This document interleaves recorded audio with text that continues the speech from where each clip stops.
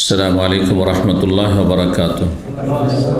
إن الحمد لله نحمده ونستعينه ونستغفره ونعوذ بالله من شرور أنفسنا ومن سيئات أعمالنا. من يهده الله فلا مضل له ومن يضلل فلا هادي له. وأشهد أن لا إله إلا الله وحده لا شريك له وأشهد أن محمدا عبده ورسوله صلى الله تعالى عليه وعلى آله وصحبه وسلم تسليما كثيرا. أما بعد فقد قال الإمام البخاري رحمه الله تعالى حدثنا عمران بن ميسرة قال حدثنا عبد الوارث قال حدثنا خالد عن أبي قلابة عن أنس رضي الله عنه قال ذكروا النار والناقوس فذكروا اليهود والنصارى فأمر بلال أن يشفع الأذان وأن يوتر الإقامة. সম্মানিত ভাতৃমণ্ডলী, আল্লাহ রাব্বুল আলামিনের প্রশংসা এবং প্রিয় নবী সাল্লাল্লাহু আলাইহি সাল্লামের উপর সালাত ও সালামের পর আজ মঙ্গলবার ৭ই রবিউল আউয়াল ১৪৪৬ হিজরি মোতাবেক ১০ সেপ্টেম্বর ২০২৪ আমাদের ধারাবাহিক আলোচনা সহিহুল বুখারীর নবী রসুলগণ সম্পর্কীয় হাদিসের পর্ব নম্বর ১৯। এই পর্বের হাদিস নম্বর ৩,৪৫৭, ধারাবাহিক হাদিস নম্বর ৩,৪৫৭ হাদিস সহিহ বুখারীর, এবং অধ্যায় চলে আসছে অধ্যায় নম্বর ৫০-এর কয়েকটি হাদিস হয়েছে। গতকালকে বিষয়বস্তু ছিল বাবু মাজকের বনি ইসরাইল। এই অধ্যায় হচ্ছে বনি ইসরাইল সম্পর্কে যে আলোচনাগুলি হাদিসে এসেছে। বনি ইসরাইল অর্থাৎ ইয়াকুব আলাইহিস সালামের বংশধর। ইসরাইল ইয়াকুব আলাইহিস সালামের নাম। আজ ইহুদিদের দেশ ইসরাইল বা ইসরাইল, সেটাকে ইসরাইলই আসলে, কিন্তু সেটাকে সকে জ পড়া, এটা বিভিন্ন ভাষায় আছে। ইসরাইল সকে জ পড়া আছে। তো ইসরাইল ইংলিশে বলা হয়, ইসরাইল সেটি আসলে আরবিতে। এই নাম তারা নিজেরা নাম নিয়েছে, কিন্তু এই ইহুদিদের, বর্তমান ইহুদিদের ইয়াকুব আলাইহিস সালামের সাথে কোনো সম্পর্ক নেই, বংশীয় সম্পর্ক নেই।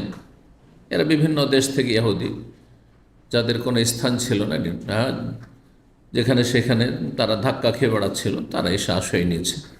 অনেকে রাশিয়া থেকে এসছে, অনেকে কোথা থেকে এসছে। এরা ইয়াকুব আলাইহিস সালামের বংশেরও না, আর আদর্শেরও না, আকিদারেও না, ধর্মেরও না। ভালো করে রাখবেন, কারণ ইয়াকুব আলাইহিস সালাম আল্লাহর নবী ছিলেন, তিনি ইহুদি ছিলেন না। তার ধর্ম কী ছিল, দিন কী ছিল? ইসলাম ছিল। সমস্ত নবী রাসূলগণ দিন ছিল ইসলাম,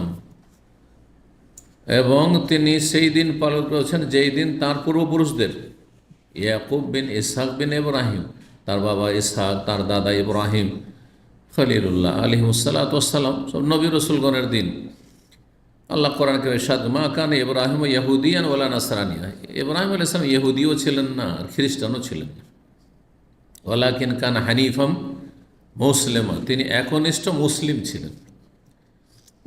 সমস্ত নবী রসুলগণের দিন, আদম আলাইহিস সালাম থেকে শুরু করে নূহ আলাইহিস সালাম হোক, হুদ হোক, সালেহ হোক, যতই নবী রসুল এসেছেন আগে পরে, শেষ নবী মুহাম্মদ, সবার দিন হচ্ছে ইসলাম। আল্লাহর মনোনীত দিনের নাম যুগে যুগে মানব জাতির ইতিহাসে ইসলাম। জি, ইসলামের বিধিবিধানে কী হয়েছে? পার্থক্য হয়েছে। আর সর্বশেষ ইসলামের পূর্ণতা দান করা হয়েছে শেষ নবী মুহাম্মদ সাল্লাল্লাহু আলাইহি সাল্লামের মাধ্যমে। আলিয়াউমা আকমালতু লাকুম দীনাকুম, আরাফার ময়দানে আয়াত নাজিল হল, আজকে তোমাদের জন্য তোমাদের দিনকে আমি পূর্ণ করে দিলাম, কমপ্লিট করে দিলাম। তাহলে আগের ইসলাম ছিল, কিন্তু সেগুলি অসম্পূর্ণ ছিল, যে সেগুলি সীমিত একটা সময়ের জন্য, যুগের জন্য উপযোগী ছিল। কিন্তু কিয়ামত পর্যন্ত পৃথিবী, মানুষের সমস্যা, এসবের সমাধান দেওয়া, তারপর তাদের জন্য উপযোগী হওয়া আর মতো ছিল না। দিন ইসলাম ১৪০০ বছর আগে যখন পূর্ণতা লাভ করলো, এমনভাবে আল্লাহ পূর্ণ করলেন যে সেই দিন আল্লাহর সর্বশেষ দিন, মনোনীত দিন, সর্বশেষ রাসূলের মাধ্যমে কমপ্লিট হয়েছে। এবং প্রতিটি যুগের মানুষরা পৃথিবীতে যতই উন্নতি করে আকাশে চলে যাক, চাঁদে চলে যাক, বোঝা গেছে, সবার সমস্যার সমাধান দেওয়ার জন্য সক্ষম। দ্বীন ইসলামে আল্লাহ রাব্বুল আলামিন কোরআন হাদিসে ওহির বিধানে এমন ক্ষমতা রেখে যে কোনো সমস্যার সমাধান মানে আপনার দুনিয়ার সমস্যার সমাধান না, আপনার জীবনযাপনের জন্য আপনি মানুষের মতো মানুষের জীবনযাপন করবেন, যে কোনো যুগে অমানুষে নয়, এই সমাধান দেওয়ার জন্য আপনার মানসিক, আপনার অশান্তি, পারিবারিক অশান্তি, হ্যাঁ, ইত্যাদিতে যেসব অশান্তিগুলি, সামাজিক অশান্তি, রাষ্ট্রীয় জাতীয় অশান্তি, যেসব অশান্তি রয়েছে এগুলি সমাধান দেওয়ার জন্য সমাধান আছে, এবং সর্বস্তরের সমাধান আছে, ব্যক্তি জীবনের সমাধান আছে, পারিবারিক সমাধান আছে। স্বামী স্ত্রীতে ঝগড়া হইল মিটাইতে হবে কী করে? কোরআন হাদিসে নেই সমাধান সব যুগে। এ নয় যে আজকাল হচ্ছে স্মার্টফোনের যুগ, সুতরাং অনেক সমস্যা বেড়ে গেছে, তারপর সমাধান আছে কোরআন হাদিসে। তারপরে রাষ্ট্রীয়ভাবে শান্তি বহাল রাখা এবং শান্তি যাতে বিঘ্নিত না হয় এর দিক নির্দেশনা রয়েছে। কেমনভাবে দেশ পরিচালনা করতে হবে তার দিক নির্দেশনা রয়েছে। এক কথায় দ্বীন ইসলাম হচ্ছে একটি পূর্ণাঙ্গ জীবন বিধান এবং সব যুগের জন্য সমস্ত সমস্যার সমাধান দেওয়ার ক্ষেত্রে সক্ষম। কিন্তু যে জানে সে জানে, যে জানে না সে জানে না। আপনি জানেন না যে কী সমাধান, সেজন্য বলবেন যে ইসলামে মনে হয় কিছু আছে এই সম্পর্কে, আছে, আপনি জানেন না। যে জানলো সে জানলো, যে জানলো না তার দুর্বলতা, বোঝা গেছে না? জি। তো বলছিলাম যে ইয়াকুব আলাইহিসসালামের অপর নাম ছিল ইসরাইল। তিনি মুমিন মুসলিম ছিলেন, তিনি ইহুদিও ছিলেন না, তিনি খ্রিস্টানও ছিলেন না। সেই নামটি চমৎকার লেবেল ব্যবহার করা, সাইনবোর্ড ব্যবহার করা, এটা যত অসৎ লোক পৃথিবীতে আছে তাদের এটা বোধ চরিত্র। সাইনবোর্ডটা বা আকর্ষণীয়, আর সাইনবোর্ডের ভিতরে সমস্ত রকমের অপরাধ নেই। তো ওই রকমই ইসরাইল নামটি নবীর নাম, তারা ব্যবহার করেছে দেশের ক্ষেত্রে, কিন্তু এই নবী সাল্লাল্লাহু আলাইহি ওয়াসাল্লামের সাথে, নবী ইয়াকুব আলাইহিস সালামের সাথে কোনো সম্পর্ক নেই তাদের। না চারিত্রিক সম্পর্ক আছে যে নবীর চরিত্র ইহুদিদের মধ্যে আছে, না আকীদা ঈমান ইসলামের ক্ষেত্রে সম্পর্ক আছে যে ঈমান যে ইসলাম ছিল এখন সেই ঈমান এই ইহুদিদের আছে, তাও নেই। যে আদর্শ নিয়ে এসেছেন সেই আদর্শ, যে বিধান নিয়ে এসেছিলেন আসমানি বিধান, সেই বিধানের সাথে কোনো সম্পর্ক নেই। তো ইহুদি জাতি আল্লাহর গজবপ্রাপ্ত জাতি, আল্লাহ কোরআন কারীম বলেছেন সূরা ফাতিহাতে, মগজুব আলাইহিম, আল্লাহ বলেছেন তাদেরকে, এবং তাদের রাস্তা থেকে আল্লাহ আশ্রয় কামনা করতে, আল্লাহ ইহুদিদের মতো করে দিও না আমাদের। খ্রিস্টানকে আল্লাহ দলের পথভ্রষ্ট করেছেন। সুতরাং পৃথিবীর যতই উন্নতি মনে হচ্ছে করুক, যান্ত্রিক সভ্যতায় আর অস্ত্রে অমুক তমুকে ধোকা খাবেন না।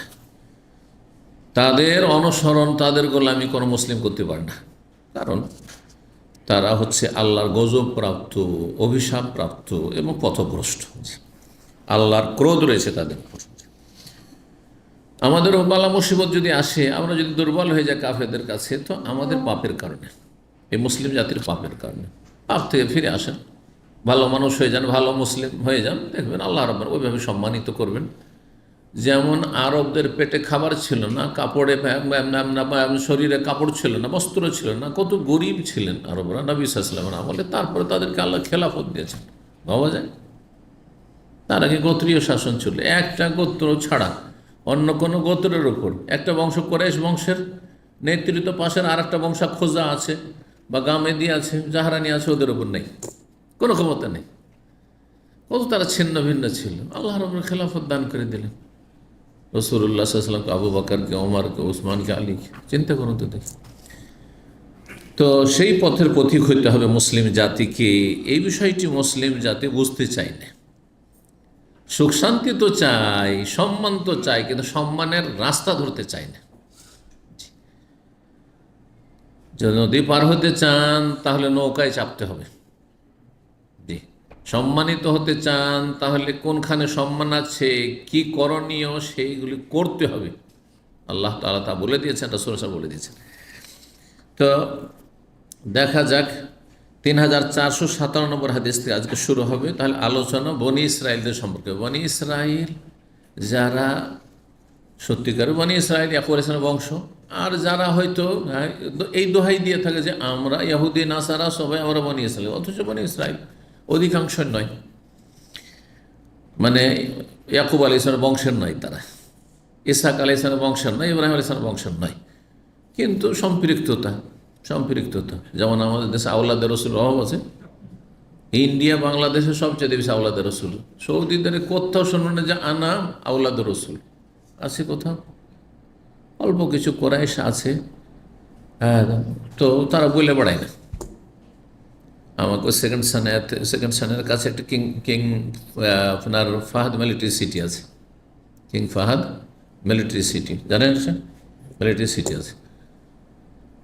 আর কিং ফাহাদ হসপিটাল কমপ্লেক্স আছে ওই এলাকায়। এই 2000 সালের দিকে, তখন নতুন এসেছি, 1-2 বছর হয়েছে। তো এত দূর আমরা নিজেরা ও গাড়ি টাড়ি ওইসব নিয়ে, ও এক সৌদি আসতো, তাইফের সৌদি, তাইফ এলাকায় বাড়িটা, সুলেমান কোরেশ বংশ। তারপরে বলতো না, শুধু তার নামে পরিচয় পেলাম যে কোরেশি। তো বলে আসতে সত্যি কোরেশি, বলছে আমরা কোরেশি। একসঙ্গে আমরা এই কোরেশ পরিচয় দিতাম না। হ্যাঁ, যুগের আবর্তন বিবর্তনে অনেক সময় নিজের পরিচয় দেওয়া যায় না। যেমন এখন কেউ আওয়ামী লীগ পরিচয় দিবে না বাংলাদেশ, ঠিক না? ঠিক কিনা? হইলেও পরিচয় দেবে না। হ্যাঁ, একসময় জামাত কেউ পরিচয় দিত না, সব আওয়ামী লীগ সেজে গেছিল, না সব আহলে হাদিস সেজে গেছিল। কথা বলছেন, এখন সব পরিচিত। হ্যাঁ, বুঝতে পারছেন তো? বুঝতে পারছেন অবস্থা। আল্লাহ রাব্বুল একই অবস্থায় রাখবে না কাউকে। এই অবস্থা যেটাই হচ্ছে, আল্লাহ যেন ভালোর দিকে নিয়ে যায়, যেখানে হোক মুসলিমদের জন্য, আর ভালোর পথে চলা আল্লাহ তৌফিক দান করে। তো এইরকম খুব কম পাবেন। আপনারা হয়তো এতদিন আছেন, অনেকে আছেন, একজন হয়তো নবী সাল্লাল্লাহু আলাইহি ওয়াসাল্লাম বংশের কোরেশ বংশের পাননি। আর বাংলাদেশের যত পীর সব আওলাদের রসুল, সব রসুলের বংশের। এগুলো কি? এগুলো ওই রকমই যেমন ইহুদি নাসারা বলছে আমরা হচ্ছি বনি ইসরাইল, আসলে বনি ইসরাইল নয়, ভুয়া বনি ইসরাইল, বুঝছেন না? ইয়াকুব আলাইহিস বংশের নয়। ঠিক তেমনি আওলাদের রসুল এরা নয়, কিন্তু এদের জাল আওলাদের রসুল। কারণ ধর্ম ব্যবসা চালাতে হবে। আওলাদ রসুল না বললে তো মুরিদ হবেন না, বা মুরিদ হলে মুরিদের সংখ্যা বাড়বে না, আর মুরিদের সংখ্যা না বাড়লে তো পকেট গরম হবে না, আর বিনা পুঁজির ব্যবসা চলবে না।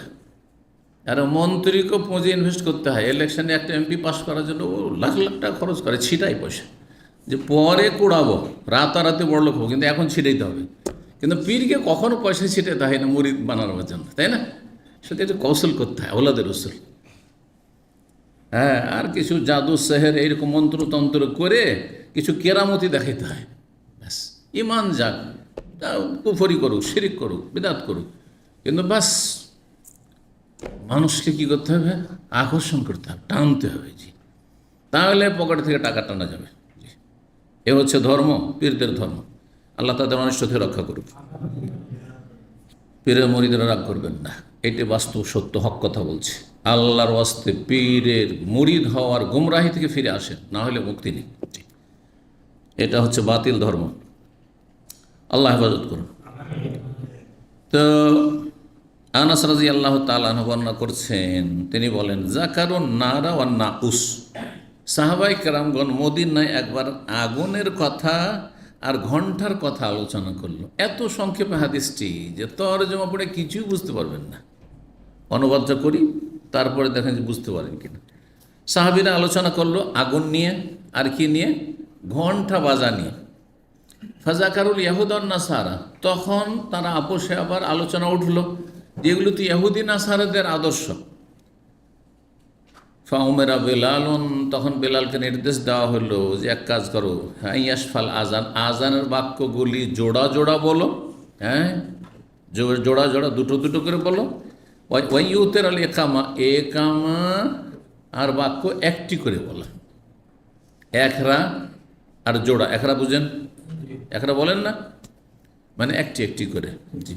বা বেজোড়, বেতর মানে ইন্নাল্লাহ বেতরুন, আল্লাহ বেজোড় মানে এক।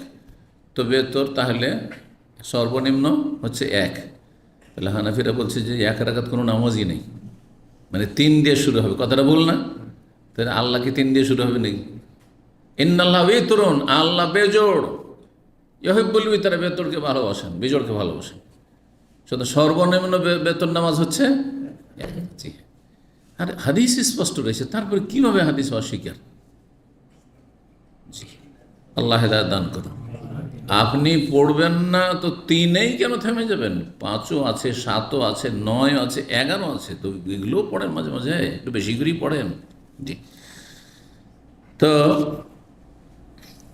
বেলালকে বলা হলো আইয়াসফাল, আজান যেন জোড়া জোড়া দেয়, মানে জোড়া জোড়া বাক্য। ওয়াইয়ুতের আল একাম, আর একামত যেন বেজোড় দেয়, মানে একটি একটি করে বাক্য। এটা হচ্ছে বেশি সহি সুন্নত। কিন্তু জোড়া জোড়া একামত জায়েজ রয়েছে। সৌদি আরবে যেটা আছে, একামত বেজোড় না জোড়া? অধিকাংশ বাক্যগুলি কাদ কামাতে সালা না, আল্লাহ আকবার আল্লাহ আকবার তো 2বার, কিন্তু 4বারের জায়গায় যখন কমে গেল তখন সেটাই 1বার হয়ে গেল। জি। আজানে আল্লাহ আকবার কয়বার? 4বার না? আল্লাহু আকবার একসাথে বলছেন, সেই জন্য বুঝতে পারছেন। আল্লাহু আকবার আল্লাহু আকবার, তাহলে 4বার না? ওর অর্ধেক। আশহাদু আল্লা ইলাহা কয়বার আজানে?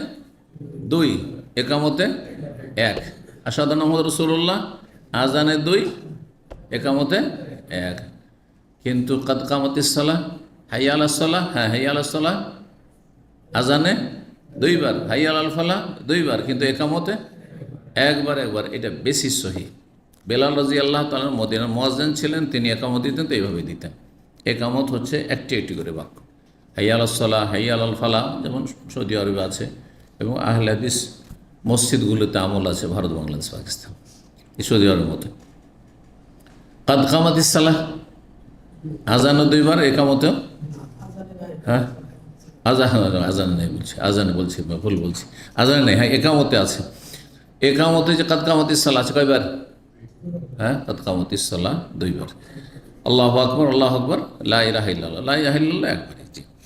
অধিকাংশ বাক্যগুলি সম্পর্কে কথা বলা হয়েছে। তো একামত বেজোড়, তবে জোড়া যদি কেউ একামত দেয় সেটাও সহিহ হাদিস দ্বারা প্রমাণিত। মক্কায় আবু মাহজুরা মক্কা বিজয়ের পরে যখন মুয়াজ্জিন নিযুক্ত হলেন, তখন তিনি জোড়া জোড়া একামত দিতেন, জোড়া একামত দিতেন, এবং নবী সাল্লাল্লাহু আলাইহি ওয়াসাল্লাম শিখিয়েছেন। সুতরাং জায়েজ। তাহলে হানাফিদের একামতও জায়েজ, আর যেটা সৌদি আরবে আছে বা আহলে হাদিসরা দেয়, অধিকাংশ আমার শাফেঈ, তারা, তারপর মালিকি, তারপরে হাম্বলি, আহলে হাদিস, অধিকাংশ আইম্মায়ে কেরাম এবং অধিকাংশ মুসলিমদের কাছে একামত হচ্ছে একটি একটি করে বাক্য। বেলাল রাদিয়াল্লাহুর একামত, কিন্তু দুটোই সুন্নত। একটির যদি প্রচলন থাকে, তার বিপরীত হঠাৎ করে যদি করেন তো জনগণ হইচই শুরু করে, হট্টগোল মারামারি শুরু করে দেবে। সুতরাং ফিতনা করবেন না। তবে মানুষকে শিখিয়ে দিয়ে, জানিয়ে দিয়ে দুটোই আমল করা যায়। অথবা শিক্ষিত সমাজে দুটোই করা যায়, কিন্তু যেখানে জানে না। হানাফি মসজিদে যদি বেলালের একামত দিয়ে দেখিয়েন, এরকম অনেকে এসে বলেছে যে আমি সৌদি আরব থেকে গেছি আর দিয়ে দিছি ওই আখড়া একামত। বলছে তোমার একামত হয়নি, আর গালটাল দিয়ে ওকে সরিয়ে দিয়ে আবার নতুন করে একামত। হ্যাঁ, মানুষের অজ্ঞতা এবং গোঁড়ামি, মজহাবের গোঁড়ামি আর অজ্ঞতা, জানে না সেই জন্য। সৌদি আরবও যদি মনে করেন যে একবারে সাধারণ যারা সৌদি, জীবনে ওই হাদিসে এত বিস্তারিত কিছু পড়েনি যে জোড়া জোড়াও একামত আছে, হ্যাঁ 2 বাক্যেরও একামত আছে। এখন যদি আপনি একামত দিয়ে দেন জোড়া জোড়া, হানাফি একামত, নতুন নতুন বাংলাদেশ থেকে হাফেজরা এসে মসজিদ খাদেম হয়েছে, উল্টোপাল্টা কাজ করে ফেলে, এরকম উল্টোপাল্টা কাজ করে ফেলে। আমাদের এই মসজিদে একদিন নতুন এসে, ওই যে সুমন এক সময় ছিল, নতুন লেগেছে, আর ও তো কিছু তেমন জানে না। আসরের নামাজে ইমাম আসেননি, তখন ও নামাজ পড়তে লেগেছে, আর ভুল করে দিয়েছে। ভুল করার পরে সহসিজদা করেছে তো 2 সালামের মাঝখানে, দিয়ে মসজিদে তো হট্টগোল বাঁধিয়ে দিয়েছে। 2 সালামের মাঝখানে কোন হাদিস দ্বারা প্রমাণিত নেই, আরবরা জানে না একেবারে। হ্যাঁ, তাদের কাছে আজব লেগেছে, আর হইচই শুরু হয়েছে। সমস্যা। তাহলে যে কোনো জায়গায় যখন সাধারণ সমাজে করবেন, তখন যেটা জানে সেটার আমল করবেন, ওর ব্যতিক্রম করে ঝামেলা বাঁধাবেন না। মদিনা ইউনিভার্সিটিতে সবসময় এই বেলালেরই একামত হইতো, কিন্তু কখনো কখনো 2-4-6 মাস পরে, 1 বছরে কেউ দিয়ে দিল জেনে শুনে। কারণ মদিনা ইউনিভার্সিটির ছাত্র জানছে এটাও সুন্নাত, এটাও মাঝে মাঝে জীবিত রাখি, এটাও করি, কেউ কিছু বলবেন না, আমরা বলবো না, ঠিক কি না? জি। তো হাদ্দিসিন নাস আলা কাদরি উকুলহিম, মানুষ যতটা বুঝে ততটা আমল করো, যদি না বুঝে আগে বুঝাও তারপর আমল করো। তো এই এই হাদিসের অর্থ কি? যে আগুন নিয়ে আলোচনা হলো, হ্যাঁ, আগুন জ্বালানো নিয়ে আর ঘণ্টা বাজানো নিয়ে। ব্যাপারটা কি ছিল? মদিনায় যখন নবী সাল্লাল্লাহু আলাইহি ওয়াসাল্লাম আসলেন তখন নামাজের সময়গুলি কখন শুরু হইলো কেমন করে জানবো? তখন তো ঘড়ির জামানা ছিল না যে ঘড়ি দেখে চলে আসবো, তাই না? আর আজানেরও বিধান নাজল হয়নি তখন, আপোষে আল্লাহর পক্ষ থেকে কোনো হুকুমও আসেনি, তখন আপোষে আলাপ আলোচনা শুরু হলো, পরামর্শ যে কি করা যায়, কিভাবে এলাকাবাসী বা মদিনার লোককে জানাবো যে নামাজের ওয়াক্ত হয়ে গেছে, জোহরের টাইম হয়ে গেছে, ফজর হয়ে গেছে, আসর হয়ে গেছে, কেমন করে জানাবো? তখন বিভিন্ন লোকের পরামর্শ আসতে লাগলো। কেউ বলল যে এক জায়গায় উঁচা জায়গায় পাহাড়ে কি করব, আগুন জ্বালিয়ে দেবো, আগুন জ্বালিয়ে দেবো। আগুন যখন জ্বলতে দেবে তখন মানুষরা বুঝে যাবে, সবকে বলাতে হবে যে আগুন জ্বললেই তখন নামাজ পড়তে চলে আসবে। তখন যে আগুন জ্বালানোটা ঠিক নেই, তো মজুস অগ্নি পূজকরা আগুনের পূজা করে, তাহলে তাদের সদৃশ্যতা হয়ে যাচ্ছে, এটা জায়েজ নাই, কাফেরদের বিজাতির সদৃশ্য জায়েজ নাই। তখন কেউ বললো যে ঘন্টা বাজায়, তাহলে যেমন স্কুল মাদ্রাসাতে ঘন্টা বাজানো আছে না, ঘন্টা বাজানো, জি, মদিনা ইউনিভার্সিটিতে এখন পর্যন্ত ঘন্টা বাজে না, কারণ ঘন্টা বাজানো আপত্তিকর। ঘন্টা বাজানো এটা হচ্ছে মিজমারুশ শয়তান, হাদিস আছে, শয়তানের বাদ্যযন্ত্র। সুতরাং এই ঘন্টা বাজানো যায় না এখন পর্যন্ত। তাহলে মদিনা ইউনিভার্সিটিতে যে ক্লাস হয় 60 মিনিটের 1 ঘন্টা ক্লাস হয়, কীভাবে হয়? ঘড়ি দেখি দেখি, ছাত্ররা ঘড়ি দেখে আর প্রফেসর ঘড়ি দেখে। মাঝে মাঝে প্রফেসর এমন বলে যাচ্ছে ওর খেয়ালই নেই, মাঝখানে 5 মিনিটের গ্যাপ আছে, ওইটাও খেয়ে ফেলছে। তখন ছাত্ররা বলে দেয় যে ওস্তাদ খালাস, সময় খালাস, জি হয়ে গেছে, তাহলে শুক্রান জাকুমুল্লাহ, চলে গেল, ব্যাস এইভাবে। আর বাকি মাদ্রাসা সবগুলোতে চলছে, জায়েজ করা হয়েছে, কারণ প্রয়োজনের তাগিদে জায়েজ করা হয়েছে। ঘন্টা না বাজলে কী করে বুঝবে ছাত্রছাত্রীরা, সেই জন্য ঘন্টা, কিন্তু না বাজলে ভালো। তো ঘন্টা বাজিয়ে মানুষকে নামাজের জন্য আসতে বলবো, এইটাও চলবে না, কারণ নাকুস মানে ঘন্টা, এটা খ্রিস্টানরা করে, খ্রিস্টা করে। আর বাঁশির কথা, একটা প্রস্তাব আসলো বাঁশির কথা, যে বাঁশি বাজাবে, তো বাঁশি ইহুদিরা বাজায়, তাদের উপাসনালয়, যেন হিন্দুদের মধ্যে বাঁশি বাজানো আছে না, আছে, তাদের মন্দিরগুলিতে বাঁশি বাজে, তো সেটাও জায়েজ নয়, সেটাও ঠিক নয়। শেষ পর্যন্ত পরামর্শ হলো যে কাজ করা যায়, আসসালাতু জামিয়া, একটা উঁচা জায়গায় দাঁড়িয়ে চিৎকার করে বলবে সালাত তোমাদেরকে একত্রিত করছে, আসসালাতু জামিয়া।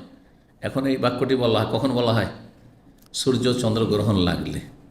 সৌদি আরবে দেখেছেন কোনোদিন সূর্য চন্দ্রগ্রহণ লাগলে মাইক থেকে আওয়াজ আছে আসসালাতু জামিয়া, তারপর নামাজ শুরু হয়ে গেছে। একদিন 15 শাবানের রাত ছিল, হাইউল বাদিয়াত, এটা নিউ মুসলিম, আমার কাছে মুসলমান হয়েছে, নতুন 2-3 দিন আগে মুসলমান হয়েছে। আর বাংলাদেশে তো শবে বরাত দেখে এসছে, পাশে মুসলিমদের পাশে বাস করে।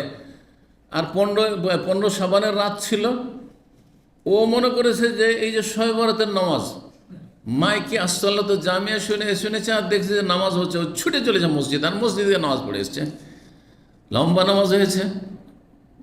নই মুসলিম জানেও না কিছু, নামাজ লেগে গেছে, নামাজ, মুসলমান হয়েছি। তার পরের দিন গিয়েছি, সে সেলুনে কাজ করতো, তার কাছে আমার বাচ্চারও এলাকা পড়তো, তো ওই সময় গিয়েছি, বলছে আজকে আমি শবে বরাতের নামাজ পড়ে এসেছি। আমি আলিল্লাহ, কোথায়? সৌদি আরবে? বলছে হ্যাঁ, এখানে এই মসজিদে শবে বরাতের নামাজ হয়েছে। বলছে হইতেই পারে না, তো বলছে না নামাজ হয়েছে, আমি নিজে নামাজ পড়েছি। তাই বললাম যে চন্দ্রগ্রহণ লেগেছিল রাত্রে। আচ্ছা, চন্দ্রগ্রহণের নামাজও তো জানো না যে চন্দ্রগ্রহণের নামাজ, ভেবে নিয়েছে কি শবে বরাতের নামাজ। জি, এ হলো অবস্থা। কি বলছিলাম? আসসালাতু জামিয়া। তারপরে স্বপ্ন দেখলেন আব্দুল্লাহ বিন যায়েদ বিন আব্দুর রাব্বি, সেই স্বপ্ন আরও কয়েকজন 10-12 জন সাহাবায়ে কেরাম দেখলেন, ওমর রাদিয়াল্লাহু তাআলা দেখলেন, অনেকে দেখলেন। প্রথমে এসে বলেছেন আব্দুল্লাহ বিন যায়েদ, ইয়া রাসূলুল্লাহ, আমি দেখছি যে 2 জন লোক এসছেন, ফেরেশতা মানুষের রূপদের, আর আমাকে বলছেন যে এই নামাজের এই বাক্যগুলি, এসব আমাকে শোনাইলেন। বাক্যগুলি শোনা তো স্বপ্নে মুখস্থ করে নিয়েছে, বাক্যগুলি, আজানের বাক্যগুলি। আর তারপর নবী সাল্লাল্লাহু আলাইহি সাল্লামকে যখন শুনলেন, নবী সাল্লাল্লাহু আলাইহি সাল্লাম খুব পছন্দ করলেন, আর তারপরে বললেন যে ঠিক আছে, এটি আমাদের আজান। সাহাবীর স্বপ্ন শরীয়ত হইতো না, সাহাবীর স্বপ্ন দিয়ে কিন্তু আজান শুরু হইতো না, কিন্তু নবী সাল্লাল্লাহু আলাইহি ওয়াসাল্লাম যখন সমর্থন করলে এটাকে অনুমোদন বলা হয়, তাকরির, সাপোর্ট। আর হাদিস বলা হয় নবী সাল্লাল্লাহু আলাইহি ওয়াসাল্লামের বচন যা বলেছেন, তারপরে আমল কর্ম, আর তৃতীয় হচ্ছে অনুমোদন বা স্বীকৃতি, অনুমোদন। তো এই যে নবী সাল্লাল্লাহু আলাইহি ওয়াসাল্লাম অনুমোদন দিলেন, এটি হাদিস হয়ে গেল। তখন আজান নবী সাল্লাল্লাহু আলাইহি ওয়াসাল্লাম যেন হাদিস হয়ে গেল। তারপরে আজান বলছে বেলালের আওয়াজ সবচেয়ে উঁচু, সুতরাং দেখো বেলালকে ডাকো, বেলাল আজান দাও। আব্দুল্লাহ বিন যায়েদ যে স্বপ্ন দেখেছে তাকে কিন্তু মুয়াজ্জিন বলেন না, তাকে বলেন তুমি বাক্যগুলি একটা একটা করে শিখিয়ে দাও বেলালকে, আর বেলাল আজান দিচ্ছে উচ্চ স্বরে। তাহলে বোঝা গেল যে মুয়াজ্জিন নির্বাচন করতে হবে কি দেখে, উঁচু আওয়াজ বা সুন্দর আওয়াজ বিশিষ্ট। আজকাল মাইকের যুগ, আওয়াজটা মোটামুটি সুন্দর হইলেই ভালো, আর উঁচু আওয়াজ হওয়ার প্রয়োজন আজকাল পড়ে না তেমন। জি, এই ছিল হাদিস। তাহলে 3458 নম্বর হাদিস। হাদিস বর্ণনা মা আয়েশা রাদিয়াল্লাহু তাআলা আনহা বলছেন, কানাত তাকরাহু, মা আয়েশা রাদিয়াল্লাহু তাআলা আনহা অপছন্দ করতেন, মাকরুহ মনে করতেন, আই ইয়াজালা ইয়াদাহু ফি খাসিরাতি, কোমরে হাত রাখা, কোমরে হাত রাখা অপছন্দ করতেন, ঘৃণা করতেন। ওয়া তাকুল, আর তিনি বলতেন, ইন্নাল ইয়াহুদা তাফালু, ইহুদিরা এমনটা করে। ইহুদিরা যখন তাদের উপাসনা করে তখন তারা কোমরে হাত রাখে, কোমরে এভাবে হাত রাখে। সুতরাং কোমরে হাত রাখা সালাত অবস্থায় জায়েজ নয়, মাকরু মানে মাকরু তাহরিম। নামাজ অবস্থায় কেউ বুকে হাত না রেখে, বুকে হাত না রেখে যদি কোমরে হাত রাখে সেটা নিষিদ্ধ, সেটা নিষিদ্ধ। এখন থাকলে নামাজের বাইরে কখন হাত রাখা যাবে কিনা, আমাদের দেশে কিন্তু ট্রেডিশন আছে, আছে দাঁড়িয়ে আছে কোমরে হাত দিয়ে, আছে না? নেই, অনেকে থাকে এরকম। আবার অনেকে থাকে পেছনে, যেমন আসামের হ্যান্ডকাপ লাগানো থাকে ওইরকম, আছে না? এইভাবে এইটাও জায়েজ কিনা, কেউ বলছে এগুলো মকরুহ, হ্যাঁ বলছি যেহেতু জাহান্নামীরা এরকম থাকবে ইত্যাদি। কিন্তু বা অহংকারীরা এরকম করে, অহংকারীদের সদৃশ্য অথবা জাহান্নামী সদৃশ্য, সেজন্য কেউ কেউ আপত্তি করেছেন। কিন্তু সালাতের বাইরে নিষিদ্ধ বা মাকরুহ হওয়ার কোনো দলিল নেই। এই যে নামাজের বাইরে কেউ যদি কোমরে হাত রাখে জায়েজ, এক হাত রাখে জায়েজ, দুই হাত দুই দিকে রাখে কোমরে, তবুও জায়েজ। নামাজের ভিতরে শুধু জায়েজ নয়, মাকরুহ। 3459 নম্বর হাদিস। হাদিস বর্ণনা করছেন আব্দুল্লাহ বিন উমর রাদিয়াল্লাহু তাআলা আনহু বলছেন, রাসূলুল্লাহ সাল্লাল্লাহু আলাইহি ওয়াসাল্লাম বলেন, ইন্নামা আজালুকুম ফি আজালি মান খালা মিনাল উমাম, তোমাদের সময়কাল, তোমাদের আয়ু, আজাল মানে আয়ু, আজাল মানে মরণ হয়, ইজা যা আজাল হয়, যখন মরণের সময় চলে আসবে, নির্ধারিত সময়। আর আজাল মানে সময়সীমা, তোমাদের আয়ু, তোমাদের আয়ু হচ্ছে ফি আজাল মান খালা মিনাল উমাম, যেসব উম্মতগুলি অতীতে চলে গেছে তাদের তুলনায়। কেমন? মা বাইনা সলাতুল আসর আল মাগরিব, যেমন দিনের আসর থেকে নিয়ে মাগরিব পর্যন্ত, আসর থেকে মাগরিব পর্যন্ত সারাদিনের তুলনায় সময়টা হচ্ছে অল্প সময়। এইটা হচ্ছে শেষ উম্মতের আয়ুকাল, মানে আমাদের আয়ু কম, গড়ে 60 থেকে 65। নবী সাল্লাল্লাহু আলাইহি ওয়াসাল্লাম কি বলছেন, এই উম্মতের গড়ান আয়ু হচ্ছে, আমার উম্মতি মা বাইনা 60 থেকে 70, 60 থেকে 70 মধ্যে অধিকাংশ, অ্যাভারেজে। ওয়াকাল্লাহুম মা ইয়াজুজ, অল্প কিছু লোক আছে 70 পার করে 80, 90, হয়তো 100 গিয়েছে। আজকাল তো আরও কমে যাচ্ছে, তাই না? ভেজাল খাবার, ভেজাল পানীয়র কারণে।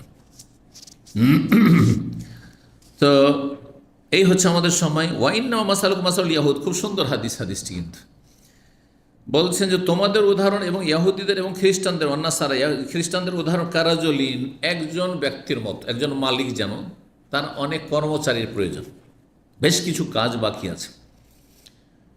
সেই লোক কী করলো, ইস্তামাল অম্মালান, অম্মাল বুঝেন তো, আজকাল কিন্তু ব্যবহার হচ্ছে। অম্মাল কাকে বলে?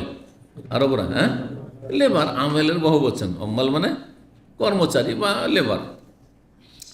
সে কী করলো, কিছু লেবার নিল, হ্যাঁ, কাজের জন্য মজদুর নিল।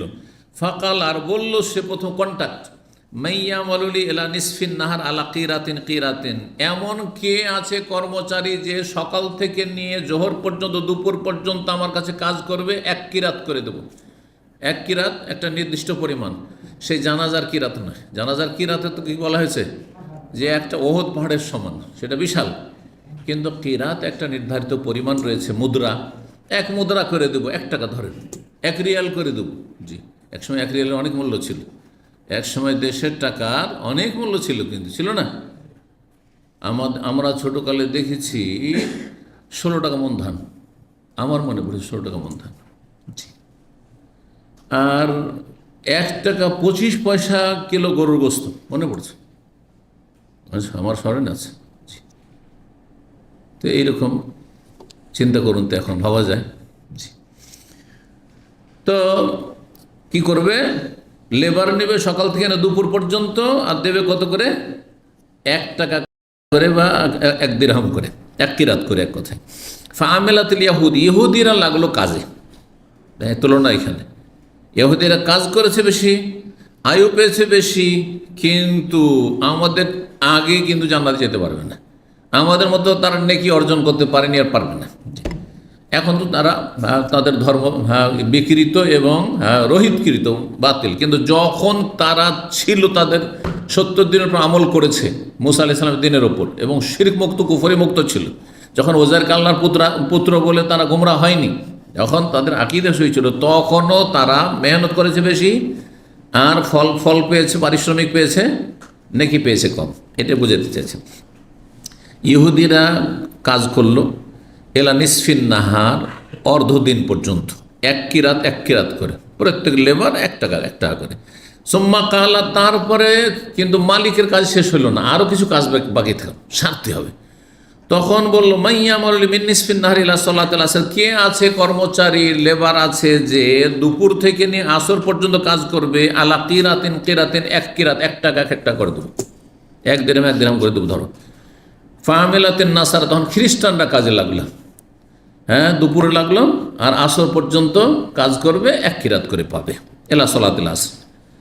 সুম্মা কাল, তারপরও কাজ শেষ হলো না, অল্প কিছু কাজ বাকি থেকে গেল, কাজ মালিকের বাকি থেকে গেল, সারতে হবে, সন্ধ্যা পর্যন্ত সারতে হবে। তখন সে মালিক বলল মাইয়ামুল মিন সালাতিল আসর ইলা মাগরিবিশ শামস আলা কিরাতাইনে, কে আছে এমন কর্মচারী যে আসর থেকে নিয়ে সূর্য ডুবা পর্যন্ত কাজ করবে, আর 2 কিরাত করে দেব, সময় কম কিন্তু ডবল পারিশ্রমিক। 2 কিরাত করে দেওয়া হবে, আসর থেকে মাগরিব কাজ করতে হবে। জোহর থেকে আসর এই সময়টা ধরেন, আর আসর থেকে মাগরিব কোন সময়টা বেশি লম্বা? হ্যাঁ, জোহর থেকে আসর লম্বা সময়। আবার ওই হানাফি জোহর ধরিয়েন না, 1:30টার সময় জোহর, ওই জোহর নয়, একদম ঢিলা জোহর। হ্যাঁ, একেবারে বিলম্ব জোহর। সহি জোহর হচ্ছে যেমনই মাথার উপরে সূর্য পড়বে, আপনার কারো কথা শোনার দরকার। নবী সাল্লাল্লাহু আলাইহি ওয়াসাল্লাম কি বলেছেন? এজা জালাতিশ শামস, সূর্য ঢলে গেলি, সূর্য মাথার থেকে কখন গড়ছে, কোনো একটা কাঠি, হ্যাঁ, কোনো কিছু একটা লাঠি দাঁড় করে দেন, বুঝতে পারবেন যে সূর্য পশ্চিম দিকে যখনই গড়ে যাবে, তখন ছায়াটা পূর্ব দিকে ঝুঁকে যাবে, ব্যাস হয়ে গেল। কারো কথা বিশ্বাস করার দরকার নেই, রাসূলুল্লাহ সাল্লাল্লাহু আলাইহি ওয়াসাল্লাম কথা প্র্যাকটিক্যাল করেন আপনি। জি, এইভাবে জোহরের সময় আপনি নির্ণয় করেন। জি, দেখবেন যে দাম্মামে 11টা 37-এ 36-এ আপনার যে জাওয়াল হয়ে যাচ্ছে, ছায়া ঝুঁকে যাচ্ছে পূর্ব দিকে, সূর্য পশ্চিম আকাশের দিকে ঝুঁকে গেছে। তো কালা, তখন বলছে আলা শোনো, ফাআনতুমুল্লাযিনা তা'মালুনা মিন সালাতিল আসর ইলা মাগরিব, তোমরা শেষ উম্মত, আমার উম্মত, নবী সাল্লাল্লাহু আলাইহি ওয়াসাল্লাম বলছেন আমার এই শেষ উম্মত মুসলিমরা, এরাই হচ্ছে সেই লোক যারা আসর থেকে নিয়ে মাগরিব পর্যন্ত যেন কাজ করলো মালিকের, আর পেল কত? অন্যদের দ্বিগুণ পেল।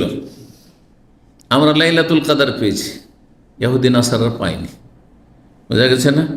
আমরা জিলহজ মাসের 10 দিন পেয়েছি, তারা পায়নি। হ্যাঁ, আমরা রমজানের এই ফজিলত পেয়েছি, তারা পায়নি, ইত্যাদি ইত্যাদি। চিন্তা করুন তো, একটা লাইলাতুল কদর খায়রুন মিন আলফি শাহর, 1000 মাস অপেক্ষা। 1000 মাস মানে হচ্ছে 83 বছর 4 মাস, তার চাইতে উত্তম। তাহলে একটা যদি আপনি লাইলাতুল কদর পান, আর 1টি রাত পাওয়ার জন্য 5টি রাত সুযোগ, 5টা রাত জাগলেন, আপনি পেয়ে গেলেন 83 বছর 4 মাস নফল ইবাদতের। এই নয় যে 83 বছর 4 মাসের কাজ হয়ে গেছে, সুতরাং আমি বাঁচবই বা কত, 60-70 বছর বাঁচবো, নামাজ রোজা না করলেও জান্নাত চলে যাব। কিন্তু অনেক মূর্খরা এইটাই ভাবে যে একটা যদি লাইলাতুল কদর শবে কদর পেয়ে যায়, তাহলে 83 বছর 4 মাস তো বাঁচবই, তো 60 বছর, তাহলে তো আগে ওর চেয়ে বেশি কাজ করেই ফেলেছি, তার নামাজ রোজা না করলে তো জান্নাত পেয়ে যাবো নাকি? না, এই জন্য বলছে নফল ইবাদতের ফরজটা আপন জায়গায় ঠিক রাখতে হবে, ফরজ আপন জায়গায় ঠিক রাখতে হবে। তো বলছেন নবী সাল্লাল্লাহু আলাইহি ওয়াসাল্লাম, আলা শোনো, লাকুমুল আজরু মাররাতাইন, তোমাদের দ্বিগুণ পারিশ্রমিক রয়েছে। তোমাদের নেকি বেশি, আবার পরিশ্রম কম। দিন ইসলাম হচ্ছে সহজ, কিন্তু অন্য অন্য দিনে বেশ জটিলতা ছিল। তাদের রোজা সিয়াম কঠিন ছিল। যদি সন্ধ্যাবেলায় মাগরিব পরে হঠাৎ করে চোখ বন্ধ হয়েছে, ঘুম চলে এসছে, আর খেতে পাবে না সারাদিন, আবার ওই সারা রাত সারাদিন না খেয়ে থাকতে হবে। আর আপনি ভোর 3টা 4টা 5টা পর্যন্ত যতক্ষণ পর্যন্ত শুভ সাথে না হচ্ছে খেতেই থাকেন, কত সহজ। জি হ্যাঁ, ইত্যাদি ইত্যাদি অনেক ক্ষেত্রে। তো বলছেন, যখন এই কথা আল্লাহ ঘোষণা করলেন, ফাগাযিবাতিল ইয়াহুদ ওয়ান নাসারা, ধরেন ইহুদি নাসারারা কাজ করছে কোনো একজন মানুষের কাছে, হ্যাঁ, মালিকের কাছে, তখন এরা রেগে উঠলো। আমরা সকাল থেকে দুপুর আমরা 6 ঘন্টা 7 ঘন্টা কাজ করলাম, আর আমাদের 1 টাকা 1 টাকা করে। হ্যাঁ, খ্রিস্টানরা রেগে উঠলো যে আমরা এই রৌদ্রের সময় কাজ করলাম আর দীর্ঘ সময় কাজ করলাম, আবার 1 টাকা 1 টাকা। আর এরা ঠান্ডার সময় আসর থেকে নিয়ে মাগরিব কাজ করলো অল্প সময়, আর এর 2 কিরাত, এটা কেমন বিচার হইল? হ্যাঁ, তাই বলছেন নবী সাল্লাল্লাহু আলাইহি ওয়াসাল্লাম, গাযিবাতিল ইয়াহুদ ওয়ান নাসার, ইহুদি নাসারা অসন্তুষ্ট হয়ে রাগান্বিত হইল। ফাকালু, তার নাহানু আকসার আমালান, আমরা কাজ বেশি করলাম, ওয়া আকাল্লু আতান, আর আমাদেরকে সবচেয়ে কম দেওয়া হইল পারিশ্রমিক। কাল আল্লাহ, তখন আল্লাহ বলছেন, আল্লাহ হচ্ছেন এই মালিক, এই যে কাজ করাচ্ছেন আল্লাহর কারখানায় এই দুনিয়াতে, হ্যাঁ, ইবাদত বন্দেগী, আল্লাহ মালিক। বলছেন, হাল যালামতুকুম মিন হাক্কিকুম শাইআন, তোমাদের প্রাপ্যে সামান্যতম কোনো আমি অবিচার করেছি? তোমাদের সাথে যে চুক্তি ছিল, চুক্তি ভঙ্গ করেছি? সামান্য কিছু কম দিয়েছি?